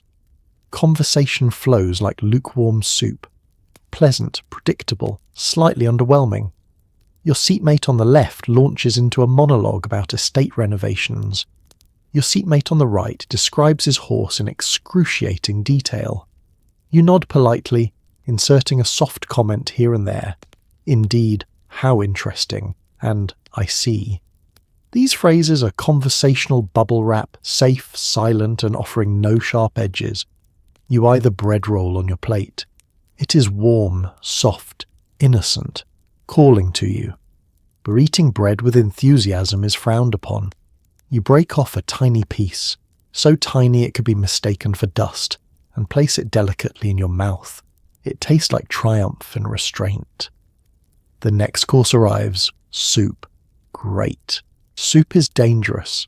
One wrong slurp and your name becomes legend in the worst possible way. You adjust your spoon angle to precisely 45 degrees, the approved geometry for elegance, and pray that your hand remains steady. You manage one silent, flawless sip. The room approves. You feel like a warrior. More dishes follow. Fish, poultry, vegetables arranged so beautifully they might cry if eaten incorrectly. You taste everything with the slow, careful motions of someone trying not to disturb the dish's emotional stability. Meanwhile, the conversation escalates into classic Regency dinner territory. Politics you are forbidden to comment on, hunts you have never attended, and travel stories that sound suspiciously fictional. Halfway through the meal, you realize your posture has become an endurance test. Your spine aches, your shoulders burn, your neck has locked into the pleasantly interested position, but you cannot slouch. Slouching during dinner suggests moral decay. The main course arrives. Roasted something or other with a sauce so aromatic it nearly breaks your composure. You maintain dignity, cutting your portion into impossibly small bites. The gentleman across from you inhales his serving with enthusiasm. 3 matrons gasp quietly. Poor soul. He will never recover from this. Dessert appears like a blessing from the heavens. A delicate custard, lightly flavoured, designed to be consumed without risk. You allow yourself one genuine smile. A dangerous move, happiness in public is suspicious, but you cannot help it. Finally the meal concludes. Chairs shift. Napkins are placed neatly. Everyone prepares to move to the drawing room for post-dinner pleasantries, which is the Regency equivalent of an after-party but with more embroidery. As you rise, your legs tremble slightly. You have survived. You navigated the cutlery labyrinth, maintained perfect posture, avoided revealing your personality, and consumed approximately 7 calories. Dinner in this era is not about eating, it's about enduring. Every action you take today, how you laughed, walked, sat, breathed, will be discussed in at least 3 drawing rooms tomorrow. Peace is not an option. You awaken each morning knowing your reputation sits on your shoulder like a fragile, overdressed parrot, one that repeats everything you do, except louder and with embellishments. The Regency world is built on observation, interpretation, and misinterpretation. A glance becomes a rumour. A smile becomes a promise. A misplaced napkin becomes a personal failing that will shadow your family for generations. As you walk through the halls of your home, you remind yourself that everything counts. The way your slippers whisper across the floorboards, the angle of your chin as you pass a window, the speed at which you sip your tea, even the firmness of your curtsy has consequences. If it's too deep, people will say you're desperate. If it's too shallow, they'll say you're arrogant. You aim for something in the middle, a curtsy that communicates, I exist politely. Please don't dissect my soul in public. Stepping outside only intensifies the pressure. The street is a stage, the world your audience. Should a neighbour catch you walking too quickly, they'll assume you're rushing to something improper. If you walk too slowly, they'll assume melancholy or marital issues. Should you sneeze, someone will claim it was a coded message to a suitor. The air itself is a trap. Your social calls are even worse. When you enter a drawing room, your entire being is scanned like a Regency security checkpoint. Did you wear the same gown twice in 1 week? Scandalous. Did your cheeks appear slightly flushed? Expect whispers about your health, your temperament, or the possibility that you've been caught in a passionate breeze. Did you compliment the hostess's drapery with sufficient sincerity? If not, prepare for repercussions. At tea, you nod along to conversations with the diplomatic finesse of a seasoned politician. You cannot sound too opinionated. Opinions are treacherous. You cannot appear too disinterested. Indifference suggests entitlement. The perfect expression is one of serene attentiveness, which you maintain despite your brain attempting to escape through your ear from sheer effort. Then there are the garden walks. Every turn about the grounds is observed by someone behind a lace curtain. If your posture falters, rumours will bloom like weeds. If you walk side by side with another unmarried lady, people will speculate about alliances and secret quarrels. Should a gentleman appear within 30 feet of you, society will begin drafting wedding announcements. By evening, your reputation has been tested by a full day of existing, and you're still not done. The after-dinner hours bring new challenges, conversations by lamplight, dancing under chandeliers, and the precarious task of laughing just enough but never too much. A single loud laugh can undo months of careful decorum. A single misplaced glance can ignite a season-long scandal. Even silent activities threaten your image. Reading too quickly suggests excessive imagination. Reading too slowly suggests a dull mind. Embroidery too perfect makes you intimidating. Embroidery too sloppy makes you pitiable. You strive for a middle ground of pleasantly competent. Your chaperone's job is to monitor your actions. Your job is to monitor everyone monitoring your actions. It is a never-ending cycle of vigilance, comparable to maintaining a social credit score without the convenience of numbers. By bedtime, you're exhausted. Your body yearns for rest, but your mind replays every moment of the day with forensic precision. Did you hold your teacup correctly? Did you thank Lady Harrington twice instead of 3 times? Did your smile linger half a second too long when speaking to that gentleman? You lie in bed, staring at the canopy, knowing tomorrow the cycle begins anew. Reputation maintenance is a full-time job with no salary, no days off, and no promotional ladder unless you marry extremely well. But you do it. Because in the Regency world, reputation isn't just everything. It's the only thing. Back in your room, you lie awake replaying every interaction, wondering whether you curtsied too deeply at Mrs. Ashmore's niece. The emotional labour is staggering. Your room is dimly lit by a single candle, flickering like a small judgmental sun. The shadows climb the wallpaper, stretching across floral patterns that now seem to mock you with their uncanny ability to exist without social anxiety. You sink into your mattress, soft, lumpy in places, and exhausted from holding up your entire reputation all day, and stare at the canopy above you. This is the hour when a Regency woman is left alone with her thoughts, and those thoughts arrive with the subtlety of a herd of startled sheep. You begin your nightly debrief. Curtsy number 1, acceptable. Clean descent. Controlled form. A little stiff on the rise, but no unimportant sore. Curtsy number 11, disaster. You bent 1 degree too deeply, and that 1 degree could echo through 6 different households by breakfast. What will they think? That you're overeager, overwhelmed, physically unstable? You turn over in bed, clutching your blanket like it's your last line of defence. Next comes the conversation replay, a torturous highlight reel. You revisit the moment you responded to Lady Pembroke's comment about roses with, "Indeed, they are quite lively this season." Lively. Lively? Why did you choose that word? Too poetic, too whimsical, too vulnerable. You wince into your pillow. Your brain shifts to the gentleman encounter. You recall every second with forensic detail. Did you tilt your head too far? Did your eyelashes flutter? Did your lips curve into something dangerously resembling a smile? The implications are catastrophic. The wrong micro-expression could transform harmless politeness into full-blown courtship rumours. You squeeze your eyes shut as humiliation rolls over you in slow, mortifying waves. You sit up slightly, sighing. The candle wobbles in the draught.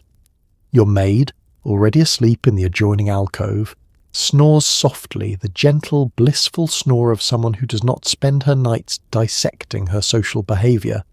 You flop back down. Now your mind moves to the dinner party. The spoon. The cursed spoon. You slurped nothing. Absolutely nothing. And yet you worry the air displaced by your sip made a sound. Not a loud one, but maybe a noticeable one. Noticeable in the sense that Mrs. Ashmore's niece could pick it out of a crowded room and destroy you with it tomorrow. You groan quietly into the silence. Your pillow absorbs it sympathetically. The posture test comes next. You critique your own spine like a disappointed architect. There was a moment, brief but real, when your shoulders rounded ever so slightly while reaching for your teacup. Did Miss Fairbairn see it? She sees everything. She will absolutely mention it to her mother, who will mention it to Lady Harrington, who will mention it to her cousin, who will casually slip it into conversation with half the county. You roll onto your side and stare dramatically at the wall, which has no answers and definitely no mercy. Then comes the embroidery anxiety. One stitch was crooked. One. And now you fear someone will interpret it as a metaphor for your entire character, sloppy, unfocused, perhaps better suited for goat herding than polite society. You contemplate fleeing to Scotland, a haven where people surely do not fret about stitch tension at midnight. Your breathing quickens. You shove the blanket aside, then immediately pull it back up because being cold is undignified. The candle sputters. You blow it out, plunging the room into soothing darkness.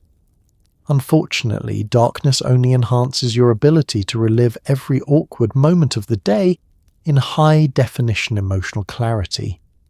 You lie still, listening to the distant hoot of an owl outside your window. How lucky, you think, to be an owl. No curtsies, no tea etiquette, no reputation held together by corsets and eye contact. Eventually, exhaustion softens your anxieties. Your thoughts blur. Your body sinks deeper into the mattress, relieved to rest after battling societal expectations for 12 consecutive hours. Because in the Regency world, even sleep requires preparation, and even rest is haunted by the fear of what you might have done wrong. Your maid helps unlace your corset, and for one glorious moment you remember what air feels like. Tomorrow you'll do it all again, smiling, graceful and slightly terrified. The room is dim, lit only by a single candle, and the faint glow of moonlight spilling through your window. Shadows stretch across your furniture like exhausted dance partners lying in wait. Your maid's fingers move expertly down your back, loosening the laces that have shaped your torso and your entire day into something pleasing, polished, and entirely unnatural. As the pressure lifts, your ribs expand like a startled accordion rediscovering its purpose.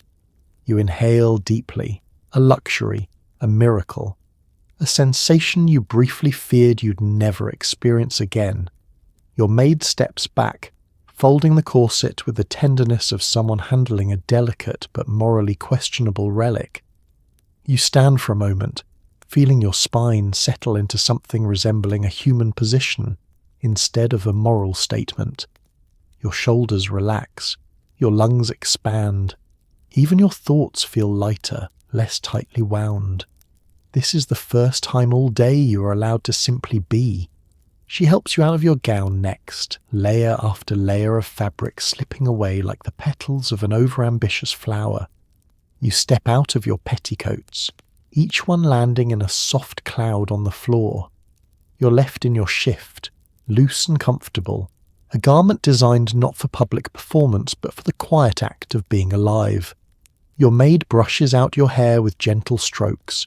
The brush glides through the waves that have been pinned, curled, smoothed, and shaped into socially acceptable architecture for hours. Now it falls freely, settling around your shoulders in soft, natural disarray. You sigh, not the polite, delicate sigh you deploy during conversation, but a real one, full-bodied and relieved. Next comes your nighttime skincare. Not a modern routine with serums and promises, but a simple application of rose water to preserve your complexion, as your mother says. Your maid dabs your face lightly, and you feel the coolness sink into your skin, soothing the mild trauma inflicted by the day's expressions. Raised eyebrows, strained smiles, and the inevitable moments of panic disguised as pleasant contemplation. Once you're in your nightgown, soft and flowing, you move toward your bed. The mattress, though lumpy in places, feels like a heavenly reprieve compared to the rigid chairs and upright expectations you've battled all day. You sink into it with an unladylike lack of decorum that would horrify your chaperone and please your soul. Your maid tidies the room quietly, arranging your clothing for tomorrow, a visual reminder that the cycle never truly ends. She places your gloves by the vanity, your shoes near the wardrobe. Your next day gown hangs like a pastel omen. Everything must be perfect, ready for the morning's first test, existing convincingly. As she bids you good night and retreats to her alcove, the silence thickens. You pull the blankets up to your shoulders, feeling the warmth settle around you. This is your brief reprieve, the only time you're free from society's unblinking gaze. You reflect on the day, but gently now, not with the intensity of earlier anxieties, but with the soft acknowledgement of a survivor reviewing the battlefield from a safe distance. You endured the drawing room, you navigated gossip, you played the pianoforte at a level of talent deemed socially acceptable. You survived dinner without slurping. You accepted a flower without fainting or inciting scandal. You managed curtsies, glances, posture, breath, and the delicate dance of being a Regency woman with a reputation to maintain. Under the blankets, you curl onto your side, feeling the mattress cradle you. The moonlight paints silver lines across your floorboards, quiet and peaceful. Tomorrow you will rise again. You will step into your layers, your corset, your gown, your role. You will perform society with practiced grace, the precise blend of composure and quiet fear demanded of you. But for now, you rest, you breathe, and no one is watching. It might be the closest thing to freedom you will feel all week. You hold a delicate lace fan, technically an accessory, but socially a weapon of great power. Every flutter, tap, and half-second pause communicates something deeply coded. Open the fan slowly, mild interest, snap it shut, disapproval, drop it. You've basically proposed marriage. You spend the entire afternoon trying not to accidentally announce lifelong devotion to the butler. The fan rests lightly in your hand, deceptively innocent. Lace, silk, mother-of-pearl ribs, all very pretty. But in Regency society, prettiness is a disguise for danger. This fan is not just a cooling device, it is a fully operational communication system, with more rules than the British monarchy and more room for misinterpretation than modern text messaging. The drawing room is warm, too warm. Heat from the fireplace mingles with the heat of expectations, and perspiration threatens your carefully powdered forehead. Naturally, you cannot simply wipe your brow like a human being. That would imply effort, and effort is deeply unfashionable. So you lift your fan and fan yourself gently, very gently, not too fast, not too slowly, not too vigorously, not too lazily. Every motion carries meaning. Miss Fairbairn sits across from you, fluttering her fan with smug precision.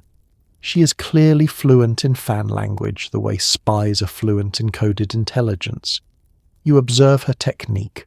Practiced, effortless, slightly terrifying. She taps the fan against her chin, signalling contemplation. She opens it halfway, signalling mild curiosity. She glances over the top of it, signalling judgment. You try to mimic her subtlety, but your fan trembles like it's experiencing an existential crisis. Your chaperone sits nearby, keeping one eye on you and the other on the gentleman entering the room. You attempt to hold the fan still. Stillness is safe, stillness is neutral, but then a draft catches the edge, lifting it slightly. 3 matrons inhale as though you just declared war. You quickly lower it, cheeks warming, silently cursing both physics and lace. A gentleman approaches. Of course he does, because the universe enjoys irony, and your hands are currently managing a dangerously expressive prop. He bows. You smile demurely. Your fan slips a fraction of an inch, and you nearly announce your intention to elope. "Miss," he says warmly, "a pleasure to see you." You nod. You attempt to hide your shaking hand by resting the fan lightly against your cheek. Unfortunately, resting the fan on one's cheek means, "I wish to speak with you privately." He blinks. You panic. Your chaperone stiffens in horror. You immediately compensate by fanning yourself rapidly, which means, "I am engaged." Now he panics. You stop abruptly, which means, "I am offended." Your chaperone is now silently praying for divine intervention. Miss Fairbairn watches with delighted fascination, mentally taking notes to gossip about this later. Meanwhile, you realize you must regain control before the gentleman either proposes or flees the country. You clear your throat, smile politely, and hold the fan in both hands, perfectly motionless, the universal sign for, "We shall pretend none of this happened." He seems relieved. He asks about your health. You give a vague response, careful not to move the fan even a millimeter. You are a statue, a polite, breathing statue of social recovery.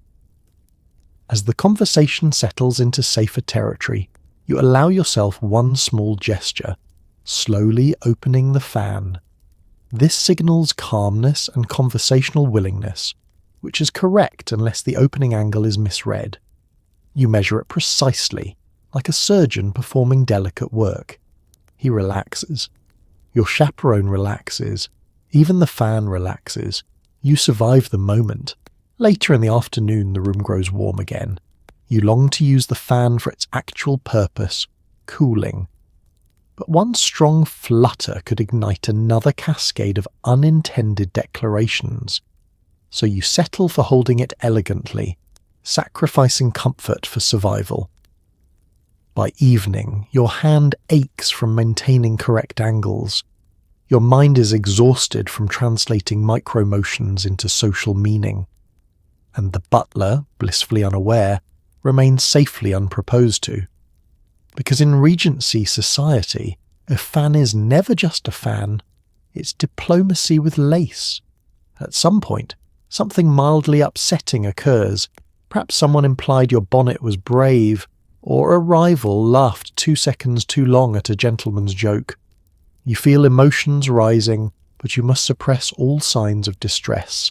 You sit, sip tea, and internally scream while externally maintaining the expression of someone who's never once felt a feeling. For a Regency woman, emotions are like thunderstorms, powerful, dramatic, and absolutely forbidden indoors. You feel the first rumble somewhere in your chest, indignation swelling, annoyance flickering, pride bristling, but the moment is public, the setting refined, and your face must remain as smooth and calm as a porcelain teapot. You straighten your posture, you inhale, you lift your teacup, the trifecta of composure.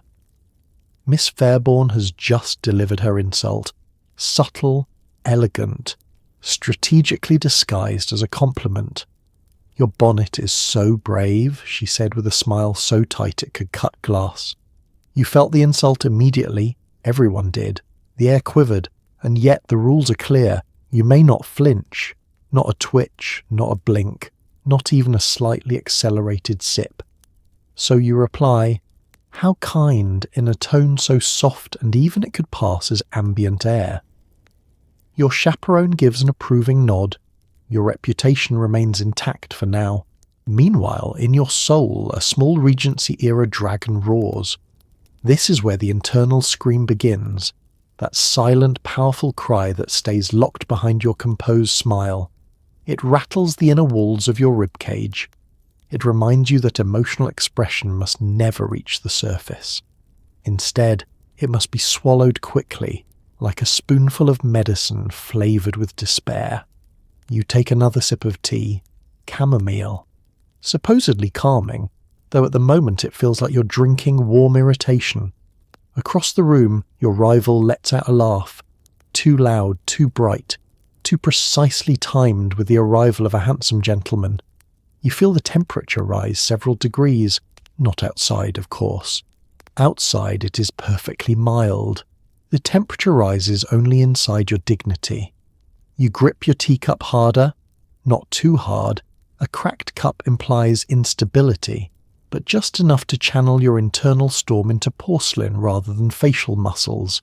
A matron nearby observes you with the clinical precision of someone rating your emotional containment. She nods faintly. You have passed the first test, but the day has more to offer. A young man approaches, bowing politely. You greet him with serene warmth, even though your mind is 70% rage vapour from the earlier insult. He makes a gentle remark about the weather, oblivious to the fact that you're currently performing Olympic-level emotional restraint. You respond gracefully. Always gracefully. Because in the Regency world, a lady may experience emotion, she just may not express it, or acknowledge it, or allow it to alter the microscopic angle of her eyebrows. Your rival speaks again, this time complimenting your confidence in wearing such a bold colour. Another expertly disguised dagger.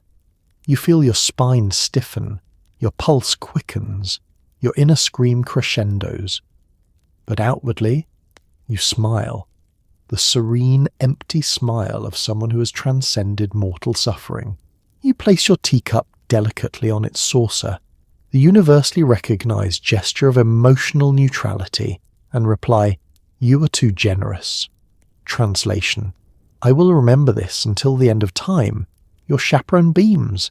She thinks your restraint is marvellous, a triumph of feminine discipline. Little does she know the psychological acrobatics you've performed in the last 90 seconds alone. Eventually the conversation shifts, the tension dissolves, and you feel the emotional pressure release like a balloon deflating quietly in the corner.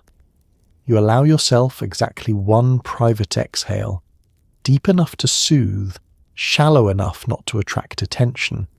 You've survived the bout. You remain composed, elegant, unflappable.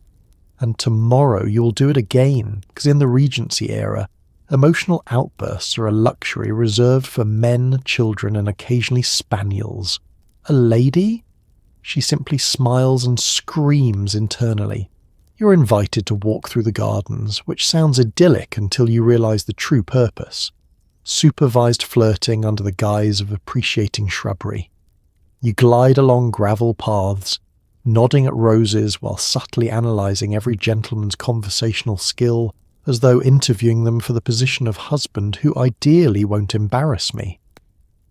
The garden is sprawling and beautifully kept, every hedge trimmed, every bloom arranged with the precision of someone who has never known stress. Birds trill overhead, bees hum softly, butterflies flit around like overpriced floral decor. It should feel relaxing. Unfortunately, nothing in the Regency era is relaxing when men, marriage prospects, and chaperones are involved. You take one step onto the gravel path and immediately feel 20 unseen eyes tracking your movements from the drawing room windows. Garden strolls, though outdoors, are considered public performances. You walk at a polite pace, slow enough to look graceful, fast enough to avoid appearing lethargic or melancholy. A delicate balance. Beside you, a gentleman clears his throat. He has clearly been sent, or possibly pushed, in your direction. His expressions suggest mild panic. Yours suggest mild serenity. Your chaperones suggest mortal vigilance. Together you form a very awkward triangle of courtship logistics. He gestures toward a rose bush bursting with petals. "Beautiful," he says. You smile at the roses, not at him. Smiling at men directly is dangerous. It risks implying warmth, interest, or the presence of a functioning personality. "Indeed," you reply, admiring the flowers with the same enthusiasm you reserve for teacup collections and posture lectures. Your chaperone follows 4 steps behind, at the optimal distance to overhear every syllable, evaluate every glance, and intervene at the faintest whiff of impropriety. Her expression is the botanical equivalent of frost. Even the roses lean away. The gentleman tries again. "Do you enjoy walks in the garden?" This is a test. Every question is a test. You cannot say yes too eagerly. That would imply longing. You cannot say no. That would imply oppositional spirit. So you answer, "When the weather permits." Perfect. Non-committal. You're a weather-dependent enigma. You pause to admire a topiary shaped vaguely like a peacock. He does the same, as though the shrub has whispered something insightful. In truth, neither of you cares about the topiary. You're both simply buying time while silently evaluating each other's suitability as lifelong companions under the scrutiny of society's emotional referees. A breeze drifts past, rustling the leaves. Your ribbons flutter. The gentleman's hair ruffles in what could almost be called a rakish manner, if rakishness were allowed before marriage. You pretend not to notice. He asks about your interests, which is deeply unfair because Regency women are not supposed to have interests. You scramble mentally for safe options. Embroidery? Acceptable. Reading? Only if you pretend to read sermons. Music? Only modestly. I enjoy needlework, you say. A reliable classic. He nods approvingly, unaware that your last embroidery project featured daisies that looked mildly alarmed. You continue strolling, not too close, not too far, your skirts brushing the gravel as though performing a dance with no music. You stop at the pond, whose still surface reflects your carefully neutral expression. You wonder what it would be like to toss decorum aside and skip a pebble across the water. Then you remember your chaperone exists. Fantasy over. The gentleman offers his arm for the next section of the walk.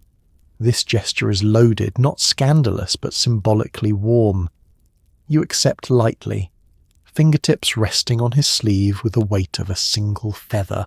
Your chaperone edges closer, ready to dive between you like a Regency linebacker should your hand drift even half an inch.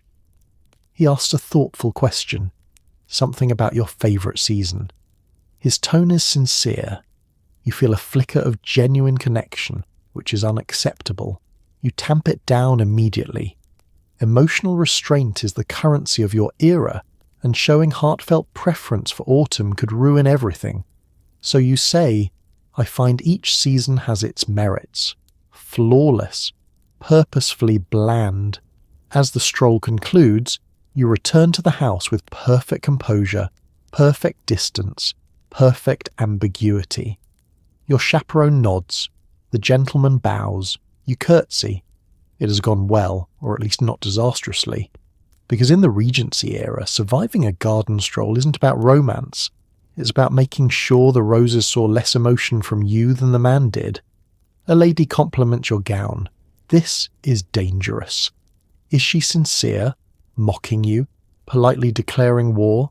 You thank her with a smile that says both I appreciate your kindness and I will remember this moment for the rest of my natural life. Regency society runs on compliments that are actually threats wrapped in satin. The compliment arrives out of nowhere, swift, shimmering, and suspicious. "What a lovely gown," she says, her voice sugar-sweet, her eyes sharp enough to slice through taffeta. Immediately your pulse quickens. Compliments in Regency society aren't simple gestures of goodwill. They're tactical maneuvers, coded messages, verbal chess pieces slid subtly across a polished social board. You pause, just long enough to convey humility, but not long enough to appear stunned. "How very kind," you reply, bowing your head slightly. Inside, your brain is conducting a full-scale investigation. Was the tone too bright, too soft, too neutral? Did her gaze linger on the hemline with admiration, or the faintest hint of judgmental glee? You catalogue her expression. The corners of her mouth, the angle of her eyebrows, the timing of her inhale, all clues. Compliments are dangerous precisely because they masquerade as harmless. But here, in the Regency era, nothing polite is ever harmless. Miss Fairbairn observes from across the room, fanning herself with the rhythm of someone who lives for social autopsies. If this compliment detonates into a scandal, she intends to be the first witness interviewed. Still smiling, the lady adds, "The colour is so unexpected." Unexpected. Your stomach sinks. You mentally translate unexpected equals untraditional, bold, daring, questionable, possibly a personal attack on my taste. You maintain composure, though your inner monologue is drafting a list of counter-compliments that won't technically violate etiquette, but will haunt her dreams. You choose none of them, not yet. Instead you say, "I find it refreshing." Translation: I chose it intentionally, and I am unbothered by your veiled critique. She nods, a slow nod, a nod filled with implications. This exchange is no longer about fabric, it is about dominance. Your chaperone glances at you, her expression reading, "Careful now. This is advanced diplomacy." The lady takes another step toward your gown, touching the sleeve lightly. "Such bold stitching," she notes. "Bold stitching. You nearly choke on your own serenity." Now you must assess whether she's insulting the workmanship or subtly implying your dressmaker had a seizure. You soften your smile into one that says, "I see your move and I raise you graciousness." "How fortunate that my dressmaker enjoys experimenting," you reply, "which is Regency 4. You cannot shame me." I walk willingly into chaos. A few ladies nearby pretend not to eavesdrop while leaning so far forward they might fall out of their chairs. Compliments in public are theatrical events. Everyone wants to see if you will crumble or emerge victorious like a satin-clad phoenix. The lady responds with her final blow. "I could never wear such a daring shade myself." Your eyes widen a microscopic fraction, the Regency equivalent of leaping onto a table and screaming, "Fight me!" But instead, you give her a sympathetic nod. Not everyone can. Silence. The air vibrates. A matron coughs. Someone's fan drops. Miss Fairbairn nearly faints from sheer delight. And then, slowly, the lady smiles. A real smile. Not sweet, not sharp, impressed. "You wear it beautifully," she admits, conceding the duel. You have won. Against all odds, you have survived a competitive compliment without injury or scandal. Your reputation stands. Your gown remains unashamed. Your dignity, though trembling, is intact. You glide away, head high, heart pounding like a tiny drum under your corset. Compliment politics are exhausting, but you handled this one like a seasoned diplomat in silk. Later, alone at home, you will replay this moment repeatedly, analysing every syllable and eyebrow twitch. But for now, you simply smile. Because in the Regency world, a compliment is never just a compliment. It's warfare wrapped in lace, and today you emerged victorious. As evening falls, the topic everyone tiptoes around becomes unavoidable. Marriage prospects. Mothers hover like strategic generals. Gentlemen hover like confused seagulls, and you hover somewhere between hope and mild existential dread. You must look available but not eager, charming but not forward, accomplished but not intimidating. It's less romance and more Olympic-level social gymnastics. The ballroom has shifted. Moments ago it was filled with dancing, soft candlelight, and the pleasant distraction of not stepping on anyone's toes. But now, as the music fades and refreshments circulate, the temperature changes, socially, emotionally, psychologically. The air hums with calculation. Ladies gather like quietly scheming monarchs. Mothers take up positions along the edges of the room, surveying the crowd as though preparing troop movements. Your own mother stands nearby, wearing the expression of a woman who is ready to barter livestock if it means securing you a respectable future. She doesn't say anything directly. No Regency mother ever says anything directly, but her eyebrows communicate entire paragraphs. They rise when a gentleman looks your way. They fall when that gentleman is deemed unworthy. They knit together if you appear too relaxed, because relaxation suggests apathy, and apathy suggests you don't care about your future stability, which suggests she has failed as a parent. Meanwhile, gentlemen drift aimlessly, shoulders slightly hunched, expressions politely bewildered. They have been told since birth they must someday choose a wife, but no one taught them how to recognize one beyond vague instructions like a suitable girl, of good family, and preferably with lungs strong enough for childbearing. They roam like decorative waterfowl, pleasant to observe, occasionally charming but rarely decisive. You stand gracefully, hands clasped, posture perfect, performing the delicate art of appearing open to conversation while pretending not to notice who is watching whom. You're aware that every move you make sends signals. Leaning on a chair is too casual. Staring at the floor is too shy. Laughing too brightly suggests wildness. Laughing too little suggests dullness.